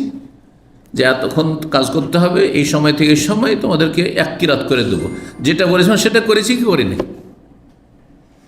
যদি আপনার মালিক আপনার সাথে কথা করে নিয়ে আসে যে আপনাকে 1000 রিয়াল বেতন দেবো আর 2 বছরের টিকিট দেবো, ঠিক আছে, এসে দেখছেন কোম্পানিতে কিছু লোক আছে বছরের টিকিট পায়, আর আপনি বছরে 15 দিন ছুটি পান, সে 1 মাস ছুটি পায় বা তার 1 মাস ছুটি পায়, আর তারপর তাদের বেতন 2000 3000। যদি বলেন যে হিংসা করার, বলছে এটা তো জুলুম হয়ে গেল। না, আপনার সাথে চুক্তিটা কি আছে এইটা দেখতে হবে। হ্যাঁ, চুক্তি যেটা করেছে সেটা যদি ভঙ্গ করে, চুক্তি আছে 2 বছরে, দিচ্ছে 3 বছরে, হ্যাঁ, চুক্তি আছে করেছে বেতনের এত, আর তারপরে দিচ্ছে তার চাইতে কম। অনেক এজেন্টরা ধোকা দেয়। আমাকে বেশ কিছু ক্লিনার বলেছে যে তাদেরকে বাংলাদেশে এজেন্ট বলেছে যে কাজ কাম কিছু নেই, হাতে কোনো কাজ করতে হবে না, সব সেখানে মেশিনে কাজ, শুধু পানির নলটা চালিয়ে দেবে আর বসে থাকবে। ক্লিনারকে 12 ঘন্টা 14 ঘন্টা ডিউটি করছে। আমি তো জানতাম 12 ঘন্টা। গত সপ্তাহে একটা ক্লিনার সাথে দেখা, এই ইয়ামামা কোম্পানির, বলছে শেখ এখন আরও 2 ঘন্টা বাড়িয়ে দিয়েছে, 14 ঘন্টা ডিউটি। 14 ঘন্টা ডিউটি। তো চিন্তা করুন। আর এদিকে বলা হচ্ছে কি যে পার্কে আর সব ছায়া হয়ে আছে, কোনো রৌদ্র নেই, সব মিথ্যুক। কত বড় কাজ যাব চিন্তা করুন তো দেখি। আর তারপরে হাতে কিছু মেহনত পরিশ্রম কিছুই করতে হবে না, হাতে ধরতে হবে না, শুধু সব মেশিনে কাজ, সেখানে সব মেশিনে কাজ।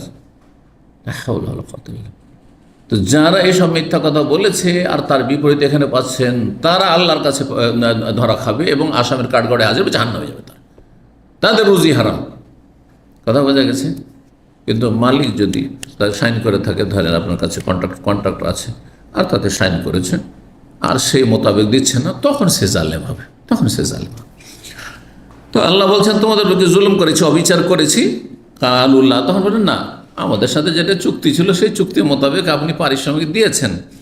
কাল ফাইন ফাজলি, তাহলে এটা আমার অনুগ্রহ, কোন লেবারকে কি দেব না দেব সেটা আমার মর্জি। আমি কাউকে আসরকে মাগরিব কাজ করিয়ে তাকে আমি 2 রিয়াল 2 কিরাত করে দেবো, সেটা আমার ব্যাপার।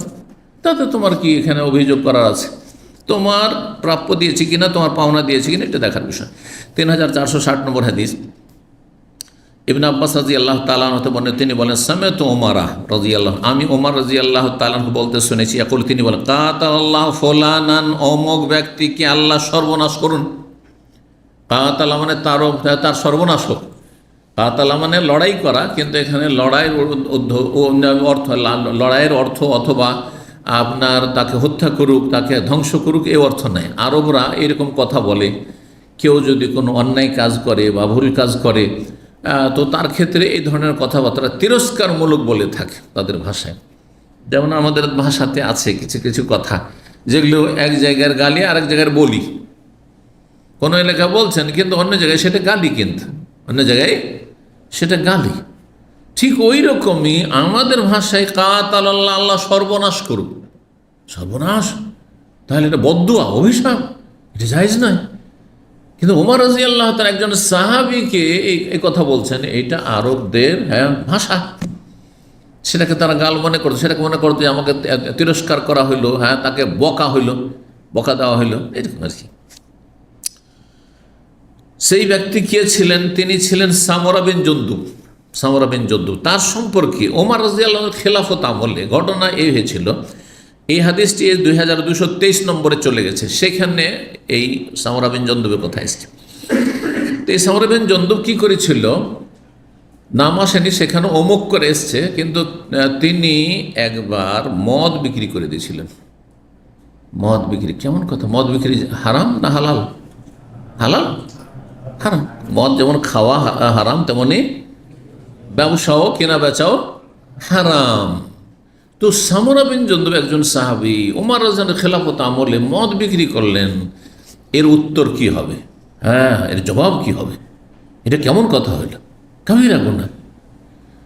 তো একটি উত্তর দেওয়া হয়েছে যে তিনি জানতেন না, তিনি জানতেন হয়তো যে মদ খাওয়া হারাম, পান করা হারাম, কিন্তু মদের ব্যবসা বা মদ বিক্রি করা হয়তো হারাম, এটা জানতেন না। কিন্তু এই উত্তরটা যথেষ্ট নয়। সাহাবীরা মদের বিষয় কোরআনে আল্লাহ 3 জায়গায় আয়াত নাযিল করেছেন, আর মদের বিষয়টা জানবেন না যে মদের ব্যবসা চলবে না, এটা জানবেন না একজন সাহাবী, এটা কেমন? এর জন্য আরও একটি উত্তর দেওয়া হয়েছে, সেটা বেশি ঠিক। সেটা হচ্ছে যে মূলত তিনি মদ বলে বিক্রি করেননি, তিনি সেটা রস বলে বিক্রি করেছিলেন।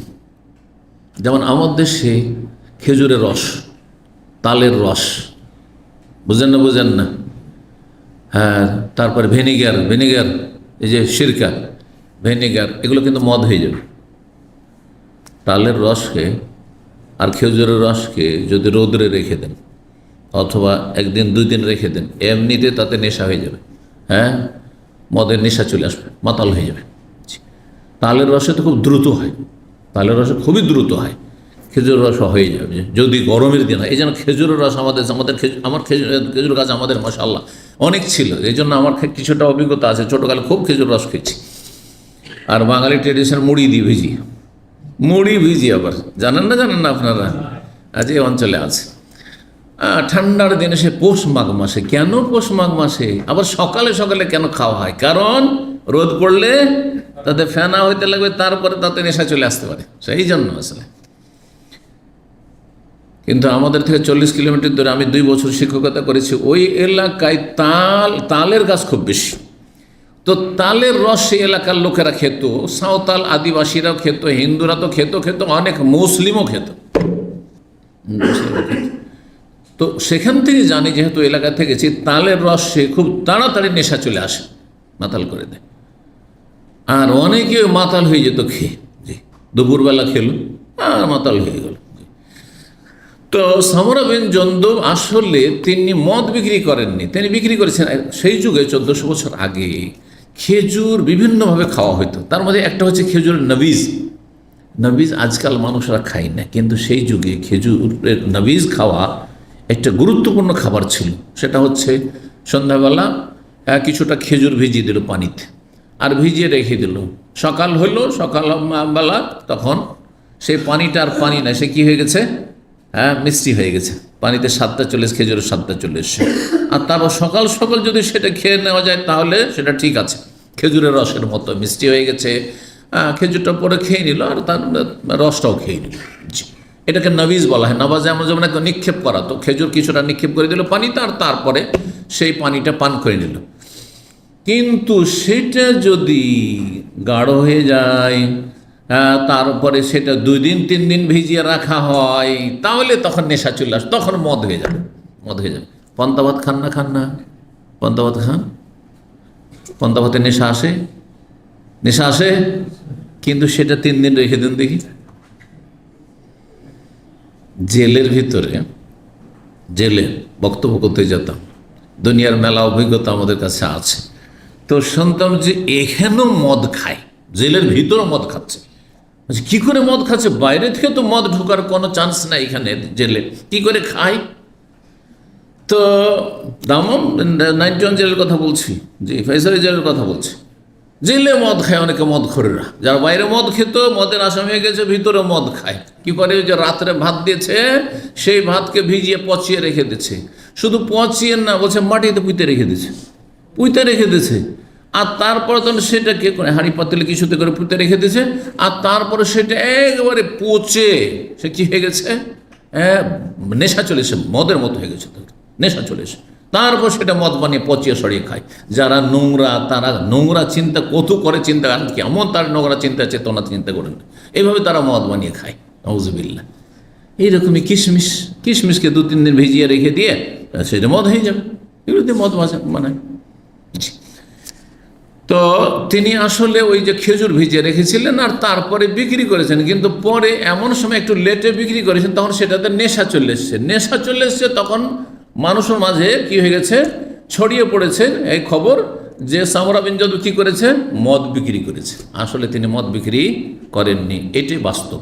একজন সাহাবী ইচ্ছা করে জেনে শুনে মদ বিক্রি করেন, এটা অসম্ভব কথা যে বলে হইতে পারে। তো তিনি জানতে পারার পরে খুব বকাঝকা করলেন ওমর রাদিয়াল্লাহু তাআলা আনহু, এবং তাকে এই কথাটি বললেন যে কাতালাল্লাহু ফুলানান, অমুক ব্যক্তি, নাম উল্লেখ করেননি, মান সম্মান রক্ষার্থে। অনেক সময় মান সম্মান রক্ষার্থে নাম বলা হয় না। অমুককে সর্বনাশ করলেন, এই লোকটি না দেশটাকে সর্বনাশ করে বলছেন আপনারা, নাম বলছেন না। জি, আলম সে কি জানেন না? নবী সাল্লাল্লাহু আলাইহি ওয়াসাল্লাম বলেছেন লান আল্লাহুল ইয়াহুদ, ইহুদিদের আল্লাহ লানত হোক, অভিশাপ হোক বা হয়েছে। হররেমাত আলাইহিমুস শুহুম, তাদের জন্য চর্বিকে হারাম করা হইল। চর্বি, দেখেন ইহুদিদের ধর্মে অনেক জটিলতা ছিল। আমাদের যেমন গরুর গোস্ত খেতে পারবেন, খাসির গোস্ত খেতে পারবেন, তেমন চর্বিও খেতে পারবেন, ঠিক কিনা? চর্বি যদি মনে করে যে আমার খাওয়াতে লাভ আছে, খান, অসুবিধা নেই, লোকসান নেই, খান, জায়েজ কিনা? জায়েজ। কিন্তু তাদেরকে বলেছে গোস্ত খাও, কিন্তু চর্বি খেতে পারবে না। গোস্ত খাওয়াতে চর্বি হারাম। এখন চর্বি ইহুদিদের উপর হারাম। তখন তারা ভাবলো এতগুলি চর্বি নষ্ট করব, ঠিক আছে, হারাম মানে খাওয়া হারাম, খাবো না, হিল্লা করলো। এই যে ইহুদিদের হিল্লা মানে এই বাঁকা রাস্তা খোঁজা, নাজায়েজ রাস্তা খোঁজা। বিয়ে শাদীর ক্ষেত্রে ওই যে 3 তালাক হয়েছে, মানে হিল্লা দিয়ে নিজের স্ত্রীকে হালাল করা যেমন শয়তানি রাস্তা, ঠিক তেমনি শয়তানি রাস্তা হচ্ছে এটা যে আল্লাহ হারাম করেছেন চর্বি খাওয়া, কিন্তু আমরা কি করব, চর্বিটাকে গলিয়ে নেব, গলিয়ে নেওয়ার পরে এটাকে বিক্রি করে দেব।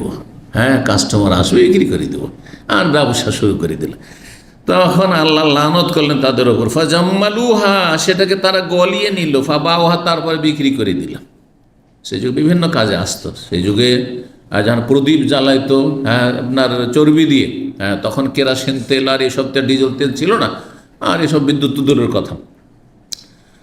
আর তারপরে আপনার এটা ওই যে আপনার নৌকা টোকা, আমাদের দেশে তো আলকাতরা ব্যবহার হয় কাঠে, কিন্তু তারা এটা ব্যবহার করতো, কি বলছে, চর্বি ব্যবহার করতো, বিভিন্ন কাজে লাগতো এক কথায়। এই ছিল হাদিস। 3461 নম্বর হাদিস মনে করছেন আব্দুল্লাহ বিন আমর বিন আস রাদিয়াল্লাহু তাআলা আনহু বলছেন, নবী সাল্লাল্লাহু আলাইহি ওয়াসাল্লাম বলেছেন বাল্লিগু আন্নী ওয়ালাউ আয়া, আমার পক্ষ থেকে মানুষকে পৌঁছিয়ে দাও, যদি একটি আয়াতের কথা হয়, তোমার যেটা জানা আছে সেটা পৌঁছে দাও, বাস জানো নিশ্চিত ঠিক জিনিস জানা থাকে।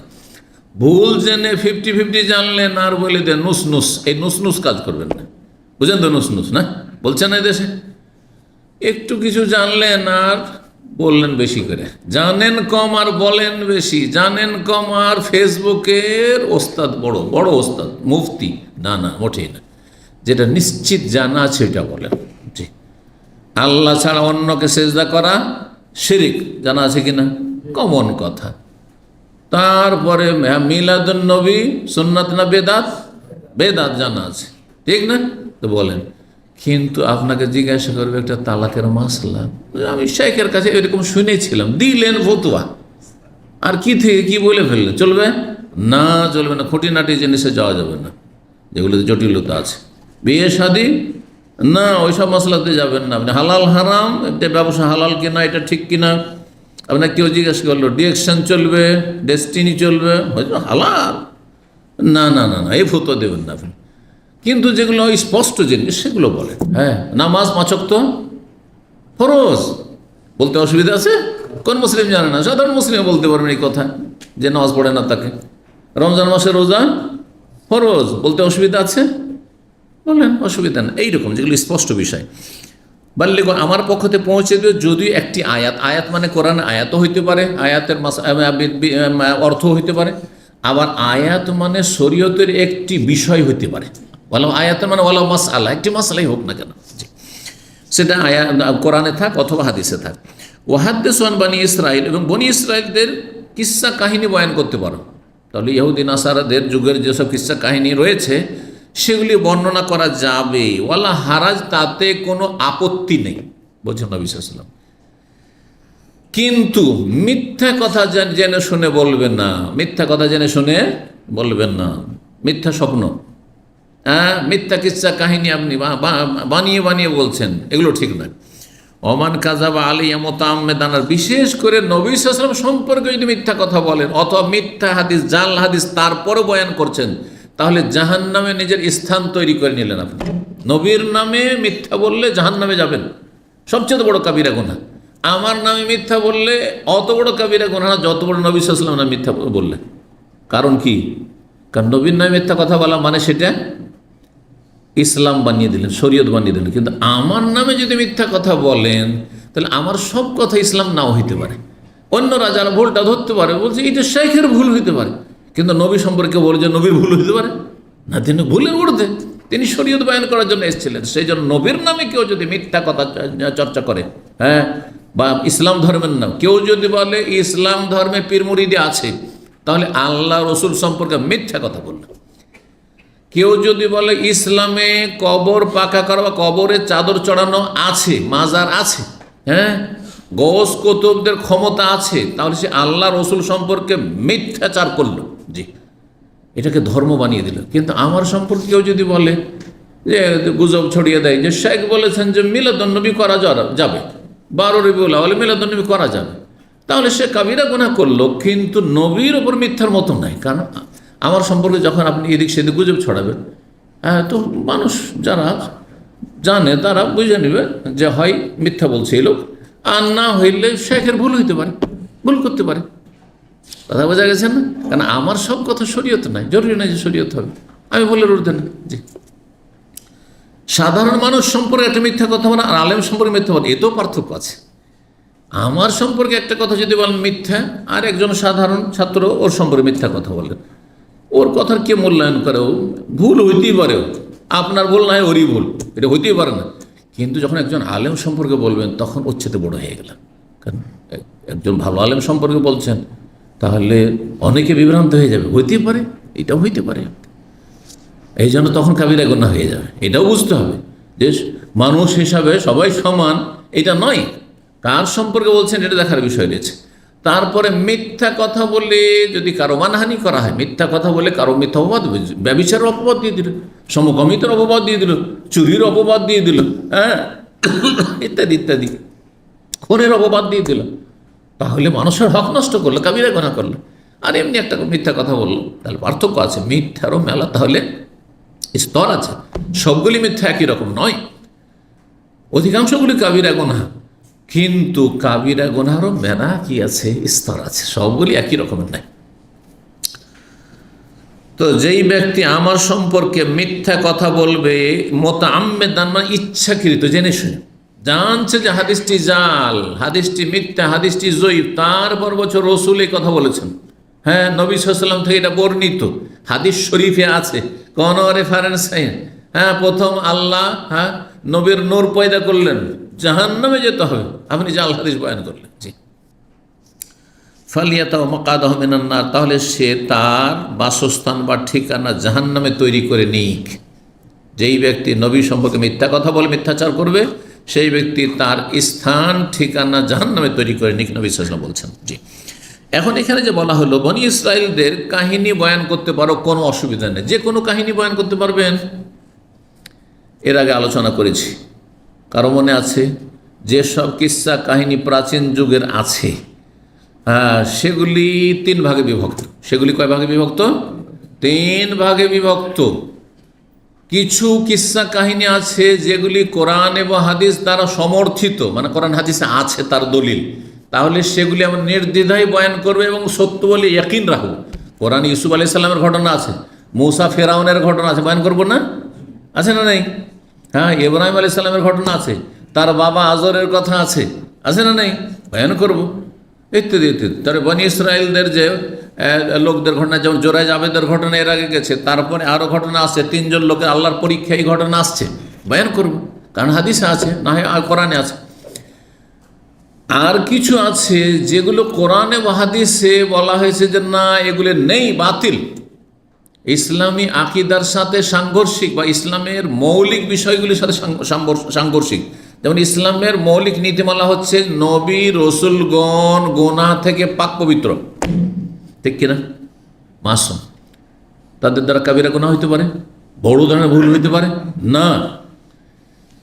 তাহলে ইহুদি নাসারাদের কিতাবে আছে নাউজুবিল্লাহ লূত আলাইহিস সালাম সম্পর্কে মিথ্যাচার, তার চরিত্রহীনতার কথা পর্যন্ত তারা বলেছে। নাউজুবিল্লাহ, ভাষায় নিয়ে আসা মুশকিল, জি, নাউজুবিল্লাহ জেনায় লিপ্ত। তারপরে সুলাইমান আলাইহিস সালামের রাজত্ব জাদুর বলে চলত, কুফরি কথা, এসব কথা ইহুদি নাসারাদের কিতাব আছে। দাউদ আলাইহিস সালাম সেনাবাহিনী স্ত্রীর প্রেমে পড়েছিলেন, নাউজুবিল্লাহ।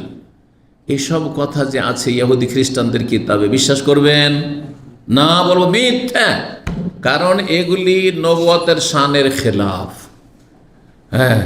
এগুলি তাদের মিথ্যাচার। তারা আল্লাহ সম্পর্কে বেয়াদবি করেছে, তো নবী সম্পর্কে বেয়াদবি করবে না, অশালীন কথা বলবে না? তারা বলছে, তাদের কিতাবে আছে, আল্লাহ লানত গজব তাদের ওপর, যে আল্লাহ 6 দিনে আসমান জমিন এবং এর মাঝে যা কিছু সব কিছু সৃষ্টি করলেন, তারপর ক্লান্ত হয়ে পড়লেন, নাউজুবিল্লাহ।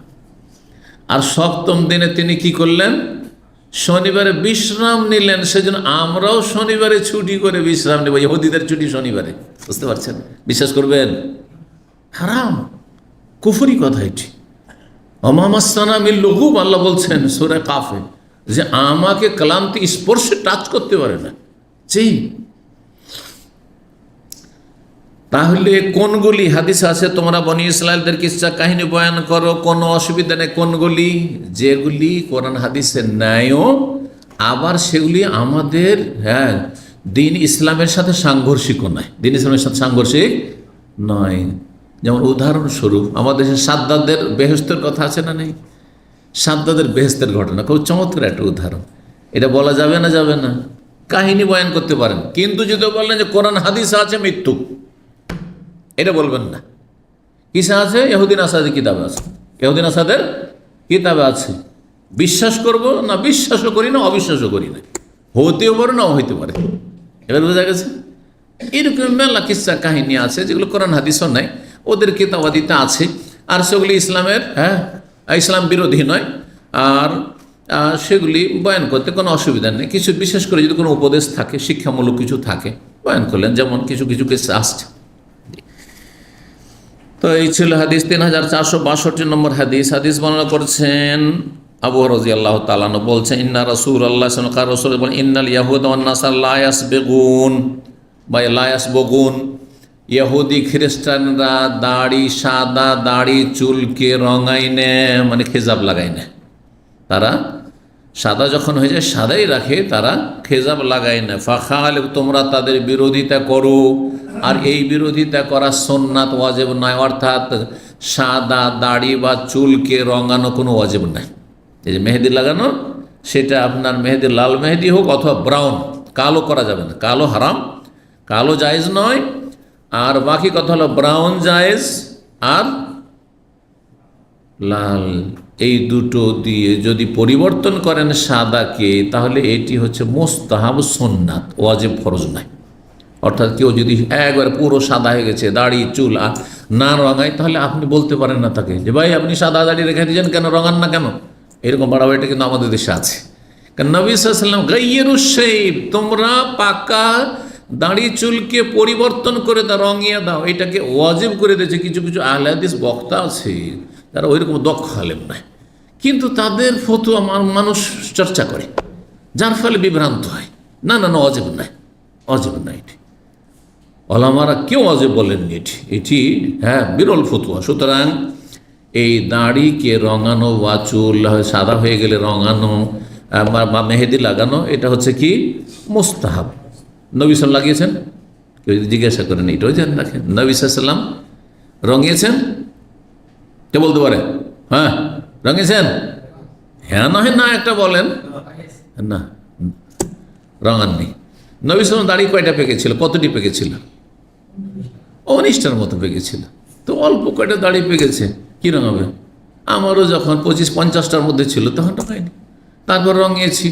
লালও রঙাইতে পারি, ব্রাউনও রঙাইতে পারি, এখন ব্রাউন আছে, কোনো অসুবিধা নেই, এই ক্ষেত্রে কোনো বাড়াবাড়ি নেই। হ্যাঁ যখন কালোটা নিষেধ, কালোটা কেউ বলেছে যে হারাম, আর কেউ বলেছেন যে মাকরু, কিন্তু যেমন হাম্বলীরা বলছেন, কিন্তু এই ক্ষেত্রেও মাকরু হইলেও মাকরু তাহরিমি বা জায়েজ নয় কালো করা। জি, ভালো করে মনে রাখবেন। মহিলাদের জন্য পর্যন্ত অনেক মহিলারা মনে করে যে স্বামীর জন্য আমি কালো করছি, না, জায়েজ নয়। বয়স যদি হয়ে যায়, বয়স হয়ে যাওয়ার পরে সাদা হয়েছে, মানে 40 পার হয়ে গেছে, তাহলে দাড়ি, পুরুষদের দাড়ি চুল আর মহিলাদের চুল পাকার সময় চলে এসছে, 40-এর পরে পাকতে পারে, স্বাভাবিক পাকতে পারে। সুতরাং চলবে না, কালো করা চলবে না। কিন্তু ধরেন একটা 15 বছরের মেয়ে এখন বিয়ে শাদী দেওয়া হবে, অথবা বিয়ে শাদী হয়েছে মাত্র 18-20 বছরের মেয়ে, 25 বছরের মেয়ে, আর তারপরে তার চুল পেকে যাচ্ছে, তাহলে কালো করতে পারে, অসুবিধা নেই। কারণ তার রোগের কারণে সেটা পেকেছে, রোগের কারণে, তার বয়সের কারণে প্রাকৃতিকভাবে তার চুল পাকেনি। আশা করি বুঝতে পারছেন। জি, আল্লাহ তাআলা আলাম। 3463 নম্বর হাদিস বর্ণনা করছেন হাসান বসরি রাহিমাহুল্লাহ। তিনি বলছেন হাদ্দাসানা জুনদুব বিন আব্দুল্লাহ, জুনদুব বিন আব্দুল্লাহ আমাদেরকে হাদিস বর্ণনা করেছেন ফি হাজাল মসজিদে, এই মসজিদে মানে কোন মসজিদে? হাসান বসরি বাসরায় থাকতেন, ইরাকের যে প্রসিদ্ধ শহর বাসরা, সেই বাসরার মসজিদে, ওই মসজিদটাকে যেখানে বাস করতেন হাসান বসরি, বলছে এই মসজিদের সাহাবী জুনদুব বিন আব্দুল্লাহ আমাদেরকে হাদিস বর্ণনা করেছেন। ওমান আসিনা মনজু হাদ্দাসানা, আর যখন থেকে আমাদেরকে হাদিসটি বর্ণনা করেছে তখন থেকে আমি ভুলিনি, বা আমরা ভুলিনি, মনে রেখেছি। ওমান আকসাইয়া কোন জুনদুব কাযাব আলা নবী সাল্লাল্লাহু আলাইহি ওয়াসাল্লাম, আর এই আশঙ্কাও করি না যে জুনদুব নবী সাল্লাল্লাহু আলাইহি ওয়াসাল্লামের ওপর মিথ্যাচার করবেন। তিনি মিথ্যা কথা বলেননি, তিনি সাহাবী রাসূলুল্লাহ সাল্লাল্লাহু আলাইহি ওয়াসাল্লামের। কি ঘটনা ছিল? কালা রাসূলুল্লাহ সাল্লাল্লাহু আলাইহি ওয়াসাল্লাম বলেন, কানা ফিমান কানা কাবলাকুম রাজুলুন, তোমাদের পূর্ববর্তী জাতির মাঝে জনৈক ব্যক্তি ছিল, মানে বনি ইসরায়েলদের যুগে জনৈক ব্যক্তি ছিল। বেহি জুরহুন, সে আঘাত পেয়েছিল, আহত হয়েছিল, এক কথায় জখম হয়েছিল শরীরে। জুরহুন মানে জখম হওয়া, আহত হওয়া। ফা জাজিয়া, তখন সেই ব্যক্তি যন্ত্রণায় কাতর হয়ে পড়ল, এত বেদনা ব্যথা যে বরদাস্ত করতে পারছে না, একবারে কাতর হয়ে পড়ল। ফা খাজা সিকিনান, আর বাঁচবো না, অনেকে এরকম করে, মারাত্মক রোগের কারণে প্রচণ্ড পেটের ব্যথা, এক সময় তো চিকিৎসা হইতো না, আর চেক আপও হইতো না। গ্রামে গঞ্জে মধ্যে পেটের কামড়, শুনেছেন এই রোগগুলোর কথা? পেটের কামড়, আসলে অ্যাপেন্ডিক্স হয়েছে, কোনো চেকচাক নাই, আর এমন ব্যথা অ্যাপেন্ডিক্স ব্যথা উঠে গেলে, আল্লাহ, যার অ্যাপেন্ডিক্স হয়েছে সেই ব্যক্তি বলবে যে কি যে ব্যথা, আল্লাহু আকবার। তখন বলতো যে পেটের কামড়ে অমুক মারা গেছে, তারপরে অ্যাপেন্ডিক্স ফেটে গেছে, মারা গেছে, এলাজ হয়নি, চিকিৎসা হয়নি, অপারেশন হয়নি। আজকাল আমরা বুঝতে পারছি বিষয়গুলো, ব্যাপারটা কি আসলে। এরকম আরও কিছু হইতে পারে। তো এ কি করলো, যখন যন্ত্রণায় কাতর হয়ে গেল, ফা খাজা সিকিনান, সে আর বরদাস্ত করতে পারলো না, তখন একটা ছুরি নিল হাতে। ফাহাজ্জা বিহা ইয়াদাহু, তারপরে সে আত্মহত্যা করার জন্য তার হাতগুলিকে কেটে ফেলল, হাতকে কাটার কারণে এমন রক্তক্ষরণ শুরু হয়ে গেল যে রক্তগুলি শরীর থেকে বেরিয়ে গিয়ে সে মারা গেল, আত্মহত্যা করলো এক কথায়। ফামা রাকা দম হাত্তা মাতা, সেই ব্যক্তির আর রক্ত বন্ধ হইল না, রাকা মানে বন্ধ হওয়া, রক্ত বন্ধ হইল না, হাত্তা মাতা, এমনকি সে মারাই গেল, তাতে সে মারা গেল সেই কারণে। আল্লাহ আজ্জা, তখন আল্লাহ বললেন ওই বান্দাকে, যখন তার রূহ হাজির হয়েছে আল্লাহর কাছে আসামির কাঠগড়ায়, তার পরকাল শুরু, মানুষ মারা যাওয়ার পরকাল শুরু। বাদারানি আবদি, আমার বান্দা বেনাফসিহি, বাদারানি আবদি বেনাফসিহি, আমার বান্দা নিজের জীবন নিয়ে তাড়াহুড়া করলো। আমি তো তাকে মারতে চাইনি, কিন্তু সে নিজেই তাড়াহুড়া করলো। আমার এখতিয়ার আপনার এখতিয়ার নাই যে আমি তাড়াতাড়ি চলে যাব। হ্যাঁ, এটি আল্লাহর আমানত। এক একটি অঙ্গ, ক্ষুদ্র থেকে ক্ষুদ্র অঙ্গ, এমনকি যে নখ আছে, নখ যতটা কাটার ততটা কাটবেন, তার বেশি কেটে যদি আপনি কষ্ট পান, এটা নাজায়েজ। বোঝা গেছে না? জি হ্যাঁ। তো আল্লাহ বলছেন তাকে বাদারানি, বা তার সম্পর্কে, এই বান্দা আমার কি করলো? অবাধ্য বান্দা, আল্লাহর বান্দা। আল্লাহর বান্দা মানে সৎ বান্দা নয়, অবাধ্য বান্দা কি করলো? সে নিজের জীবন নিয়ে তাড়াহুড়া করলো, সে নিজেই তাড়াতাড়ি করলো। হারাম তো আলিহিল জান্নাত, সুতরাং তার জন্য আমি জান্নাতকে হারাম করে দিলাম। তাহলে কি আত্মহত্যাকারী কাফের? হারাম করা মানে কি কোনোদিন জান্নাত যাবে না, এটা সবসময় এই অর্থ নেওয়া যাবে না।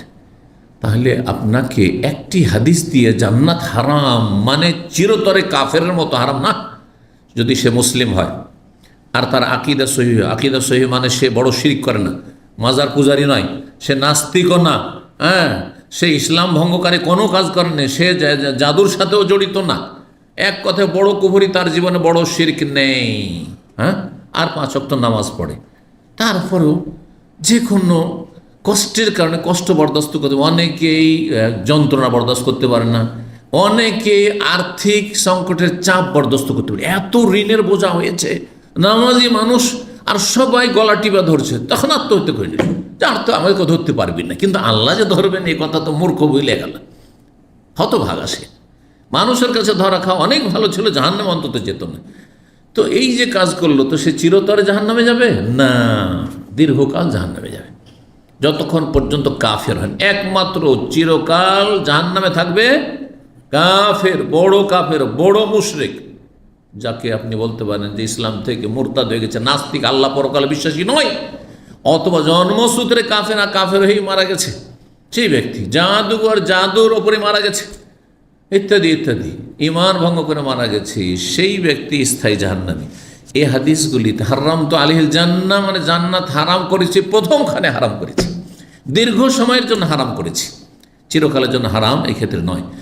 এইরকমই আমাদের দেশে বক্তাদের ফতুয়াবাজি, কি দাইয়ুস কোশ্চিন কালেও জান্নাতে যাবে না, কথাটা ঠিক?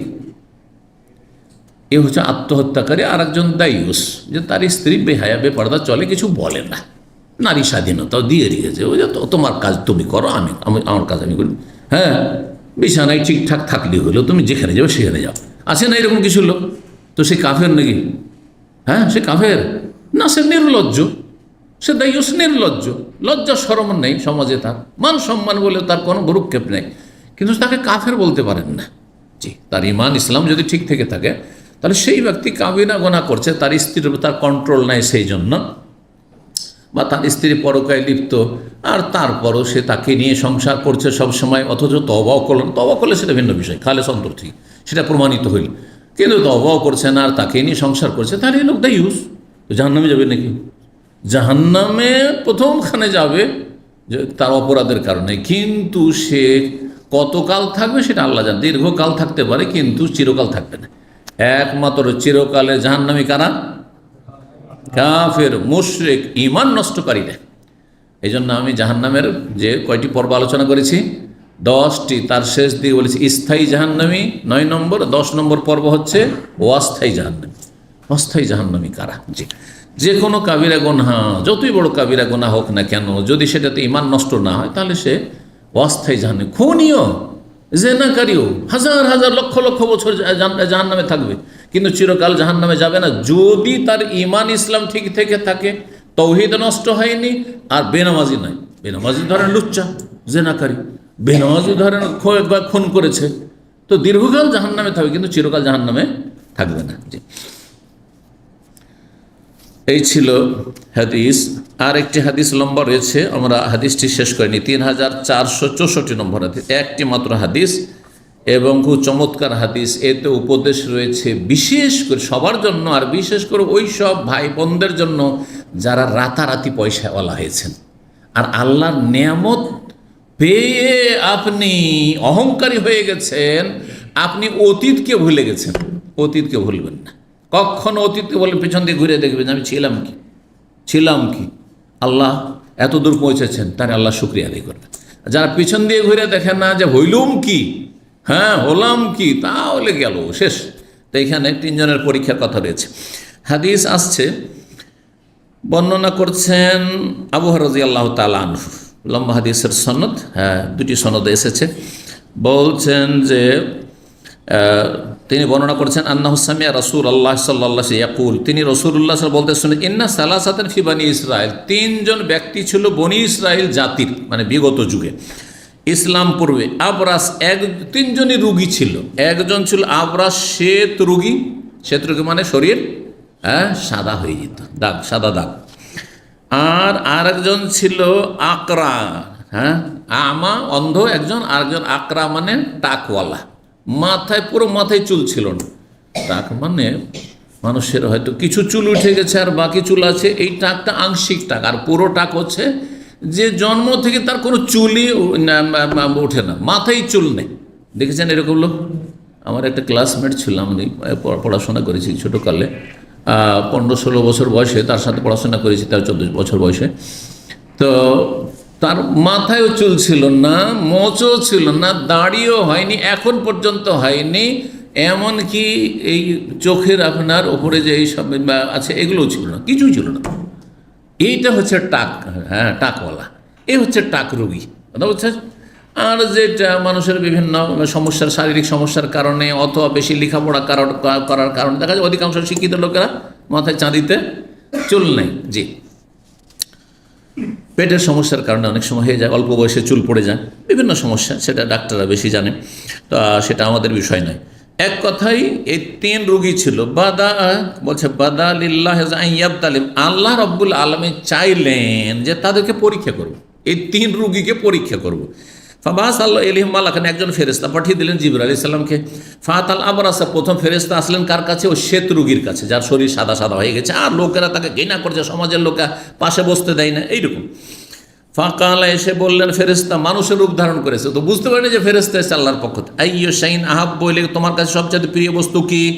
কালা, তখন সেই লোক বলল লাউনুন হাসানু, শরীরের রংটা যদি আমার সুন্দর হয়ে যেত, অল জিলদুন হাসানু, চামড়াগুলি যদি আমার সুন্দর হয়ে যেত, আর ত্বক, ওয়াকাদ কাজারানিন নাস, মানুষরা আমাকে চরম ঘৃণা করছে। কালা, বর্ণনাকারী বলছেন ফামাসাহাহু, তখন সেই ফেরেশতা যে মানুষের রূপ ধারণ করে শরীরে হাত বুলিয়ে দিলেন, হাত ফিরিয়ে দিলেন। ফাজাহাবা আনহু, সাথে সাথে ভালো হয়ে গেল, ও শ্বেত রোগ ভালো হয়ে গেল। ফাউতিয়া লাউনান হাসানা, তাকে সুন্দর রং দিয়ে দেওয়া হইল, জিলদানহা, সুন্দর ত্বক দিয়ে দেওয়া হইল। ফাকাল ওয়াইউল মাল আহাব্বু ইলাইক, এখন বলো তোমার কোন ধন সম্পদ বেশি প্রিয়, কোনটা বেশি ভালোবাসো? উট বেশি ভালোবাসো, না গরু ভালোবাসো, না ছাগল ভালোবাসো? কাল আলেবুল, প্রথম ব্যক্তি বলল উট। কেউ কেউ বর্ণনাকারী সন্দেহ করেছেন যে অথবা তিনি বলেছিলেন যে গরু। শাক্কাফিজ আল, বর্ণনাকারী সন্দেহ, কিন্তু অধিকাংশ হাদিস যেটা সেটা হচ্ছে প্রথম ব্যক্তি উটকে প্রাধান্য দিয়েছিল, দ্বিতীয় ব্যক্তি যে টাকের রোগী ছিল সে গরুকে প্রাধান্য দিয়েছিল। তারপরে আন্নাল আবরাস ওয়াল আকরা কাল আহাদুহুম আলাইহি, বলে এই যে শ্বেত রোগী আর যে টাকওয়ালা, এই দুজনের একজন বলেছিল উট আর একজন বলেছিল গরুর কথা। ফাউতিয়া না কাতান আস, তাকে 10 মাসের গর্ভবতী একটি উষ্ট্রি দিয়ে দেওয়া হলো। একটা উট আবার 10 মাসের পেটে বাচ্চা আছে, যে নিয়ে গেলে সাথে সাথে বাচ্চা হয়ে যাবে, আর তার মূল্য বেড়ে যাবে, আর তার প্রজন্ম বাড়তে থাকবে তাড়াতাড়ি। ফাকাল, আর দোয়াও দিয়ে দিলেন ফেরেশতা, ইউবারিকুল্লাহ ওয়া ইউবারিকুল্লাহ কাফি, আল্লাহ তোমার বরকত দান করুক এতে। ওয়া আতাল আকরা, তারপর টাকওয়ালার কাছে গেলেন, গিয়ে বলে আইয়ু শাইন আহাব্বু ইলাইকা, তোমার কাছে সবচেয়ে প্রিয় বস্তু কি? কালা শারুন হাসানুন, আমার চুল নাই রে ভাই, যদি চুল আল্লাহ সুন্দর চুল দিয়ে দিতেন। আর ওয়াযাহাবু হাযা আন্নি, আমার যদি এই সমস্যাটা ভালো হয়ে যেত। কাদ কাজারেন, আমাকে লোকেরা খুবই ঘৃণা করে, পাশে বসতে দেয় না। কাল ফামাসাহু, তার মাথাতে শুয়ে হাত বুলিয়ে দিলেন। ফাজাহাবা, তার রোগ ভালো হয়ে গেল, আর চুল সব গজাইতে শুরু করলো। ওয়া উতিয়া শারান হাসান, সুন্দর তাকে চুল দেওয়া হইল। কাল ফাইয়ুল মালে আহাব্বু ইলাইকা, তোমার কোন ধন সম্পদ তোমার কাছে প্রিয়? কাল আল বাকার, গরু আমি খুব পছন্দ করি, গাভী পছন্দ। ফাতাহু বাকারাতান হামেলান, গর্ভবতী একটি কি দিয়ে দিল? গাভীন, গাভী দিয়ে দেওয়া হইল। গাভীন বলেন তো আপনারা? হ্যাঁ, গাভীন বুঝেন? হ্যাঁ, তাহলে তো ঠিক আছে, গর্ভবতী। কালা ইউবারাকুলা কাফিহা, আল্লাহ যেন বরকত দেয় এতে। ওয়াতাল আমা, তারপরে সে অন্ধ ব্যক্তির কাছে গেল ফেরেশতা, মানুষের রূপ ধারণ করে। ফাকালা ইউশাইন আহাব, বলে তোমার কাছে কোন বস্তু বেশি প্রিয়? কাল ইয়ারুদ্দুল্লাহ এলিয়া বাসারি, আল্লাহ যদি আমার দৃষ্টিশক্তিটা ফিরিয়ে দিতেন, দুনিয়া দেখতে পাই না আমি, মানুষকেও দেখতে পাই না, আত্মীয় স্বজন কাউকে দেখতে পাই না আমি। ফাউসের বাহির নাস, মানুষজনকে আমি দেখতাম। কালা ফামাসাহ, তার চোখে হাত বুলিয়ে দিলেন সেই ফেরেশতা। ফারাদ্দাল্লাহ ইলাইহি বাসা, আল্লাহ তার দৃষ্টিশক্তি সাথে সাথে ফিরিয়ে দিলেন। কালা, তখন জিজ্ঞাসা করছেন, যখন দৃষ্টিশক্তি ফিরে আসলো, ফেরেশতা জিজ্ঞেস করছেন, ফাইয়ুল মালে আহাব, বলে কোন ধন সম্পদ তুমি বেশি ভালোবাসো, বেশি প্রিয় তোমার কাছে? কালাল গানাম, আমি ছাগল খুব পছন্দ করি। এক একজন এক এক চয়েস, আমি ছাগল খুব পছন্দ করি, বকরি ছাগল। ফাতাহ শাতান ওয়ালেন, তাকে একটি গর্ভবতী বকরি দিয়ে দিল। ফাউনতেজা হাজা নে ওয়াল্লাদা হাজা, এই যে তার একজনের ছিল উটনি, আর একজনের ছিল গাভী, আর একজনের ছিল বকরি, সবগুলি বাচ্চা দিল। আর এমন বাচ্চা দেওয়া শুরু করলো, আর এত বড় ফাঁকানা লেহাজ ওয়াদি মিনাল এবলে, যে উঁটওয়ালা ছিল তার একটা বিশাল মাঠ ভর্তি উঁট হয়ে গেল, উঁটের পালে গোটা মাঠ ভর্তি হয়ে গেছে কিছুদিনের ব্যবধানে। ওয়ালি হাজা ওয়াদিমিন বাকার, আর এক লোকের একটি গরুর পাল হয়ে গেছে এক মাঠ ভর্তি। ওয়ালি হাজা ওয়াদিমিন আল গানাম, আর এই লোকের যে অন্ধ ছিল তার এক বিশাল মাঠ ভর্তি তার ছাগলের পাল হয়ে গেছে। সুম্মা ইন্নাহু আতাল আবরাস ফি সূরাতি হাইয়াতিহি, তারপরে ফেরেশতাকে আল্লাহ আবার পাঠা, যাও এখন পরীক্ষা করতে যাও, এতদিন তো দিয়ে পরীক্ষা করলাম, এখন এর হক আদায় করছে কি না হলে নেব, যে কেড়ে নেবো এই নিয়ামত। পাঠিয়ে দিলেন আল্লাহ রাব্বুল আলামিন সেই ফেরেশতা, ওই আগের রূপ ধারণ করে আসছেন, যেই রূপ ধারণ করে এসেছেন ওই রকমই মানুষের রূপ ধারণ করে এসেছেন। আসলেন বলছে ফি সূরাতি ওয়া হাইয়াতিহি, সেই আপন রূপ ধারণ করে সেই শাকল সূরাত নিয়ে এসেছেন তিনি। ফাকালা রাজুলুন মিসকিন, এসে বলছেন যে বাবা আমি খুব গরিব মানুষ, মিসকিন। তাকাত্তাত বেহিল হেবালো আমা ফি সাফারি, আমার সফরের পাথেও সব শেষ হয়ে গেছে, যে সরঞ্জাম ছিল, যা খাদ্য ছিল, সম্বর সব শেষ হয়ে গেছে। ফালা বালাগালি ইয়াউমা ইল্লা বেকা সুম্মা বিল্লাহি সুম্মা বেকা, আজকে আমি বাড়ি পৌঁছিতে পারবো না যদি আল্লাহ না পৌঁছান, অতঃপর আপনার সহযোগিতা না হয়। অতঃপর দিয়ে বলতে পারেন, আল্লাহ যদি চান, তারপরে আপনি যদি চান, কিন্তু আল্লাহ এবং আপনি চান তো হবে, এটা শিরক, এটা বলা জায়েজ নয়, নিষেধ করেছেন নবী করিম সাল্লাল্লাহু আলাইহি ওয়াসাল্লাম। আসআলুকা বিল্লাযী আতাকাল্লাহু আল হাসান, তারপর তাকে স্মরণও করিয়ে দিচ্ছে, এই ফেরেশতা মানুষের উদ্ধারণ করে এসে স্মরণও করে দিচ্ছেন, তোমার কাছে সে আল্লাহর দোহাই দিয়ে চাইছি যিনি তোমাকে দিয়েছেন আল্লাহ আল হাসান, সুন্দর রং দিয়েছেন, ওয়াল জিলদাল, সুন্দর ত্বক দিয়েছেন, ওয়াল মালা, এবং ধন সম্পদ অঢেল দিয়েছেন, বাইরান, আপনাকে উঁট দিয়েছেন, আতাবাল্লাহ, একটা শুধু উঁট চাই, বাইরান মানে কি চাইছি, একটি শুধু উঁট চাইছি, বেশি না। আতাবাল্লাহ আলিফি সাফারি, আমার সফরে যাতে আমি বাড়ি পৌঁছিতে পারি, একটা উঁট চেয়ে ফেলেছেন। গরিব মানুষ ফকির এসে যদি একটা উঁট চায়, তাহলে ধনীরা কি বলবে, দেখো দেখো ই কোন ফকির, দেখো এই একটা গরু চাই, কত রকম কথা শুরু হয়ে যাবে সেই ধনী ব্যক্তির। তো যখন তিনি বললেন এ কথা যে একটা উঁট চাই আমি, ফাকাল আল্লাহু, তখন সেই মালিক বলল, ইন্নাল হুকুকা কাসীরা, অনেক লোকের দায়িত্ব আমার উপর আছে, অনেককে দেওয়ার আছে, তুমি শুধু একা নাকি, তুমি একা যে তোমাকে একটা উঁট দিয়ে দেবো? তখন সেই ফেরেশতা বলছেন, মানুষের রূপ ধরে গেছেন, কান্নি আরে ফোকা, মনে হচ্ছে আপনাকে আমি চিনতে পারছি, আপনাকে মনে হচ্ছে চেনা চেনা লাগছে, এর আগে একবার দেখা হয়েছে আপনার সাথে, কিন্তু এত স্মরণ করে দিয়েছে, কিন্তু হুঁশ হয় না। জি, আলম তাকুন আবনাস, আপনি শ্বেত রোগী ছিলেন না, শরীরটা গোটা সাদা হয়ে গেছিল না? ইয়াকজেরো কান্নাস, লোকেরা আপনাকে খুব ঘৃণা করতো সমাজে। ফাকিরান, বড়ই গরিব মানুষ ছিলেন না। ফাআতাকাল্লাহ, আপনাকে আল্লাহ অঢেল ধন সম্পদ দিয়েছেন, এগুলো ভুলে গেছেন আপনি, অতীতটা ভুলে গেছেন। ফাকাল্লা, তখন সেই মৃত্যু কি বলছে শুনে, অহংকারী বলছে, লাকাদ ওয়ারিসতু লিকাবেরিন আন কাবেরিন, অন্য হাদিসে রয়েছে লাকাদ ওয়ারিসতু হাযা কাবেরান আন কাবেরিন, তো মৃত্যু আমার 14 পুরুষ থেকে পরম্পরায় ধন সম্পদ আমার চলে আসছে, আমার 14 গোষ্ঠী আমার সব কি ছিল, সব জমিদার ছিল, পয়সাওয়ালা ছিল, ধনী ছিল, কি বলছো তুমি? আর ধমক টমক দিয়ে তাকে একবার অপমান করে বিদায় করল। বলছেন আমার পূর্বপুরুষ থেকে এই ধন সম্পদ আমি উত্তরাধিকার সূত্রে পেয়েছি।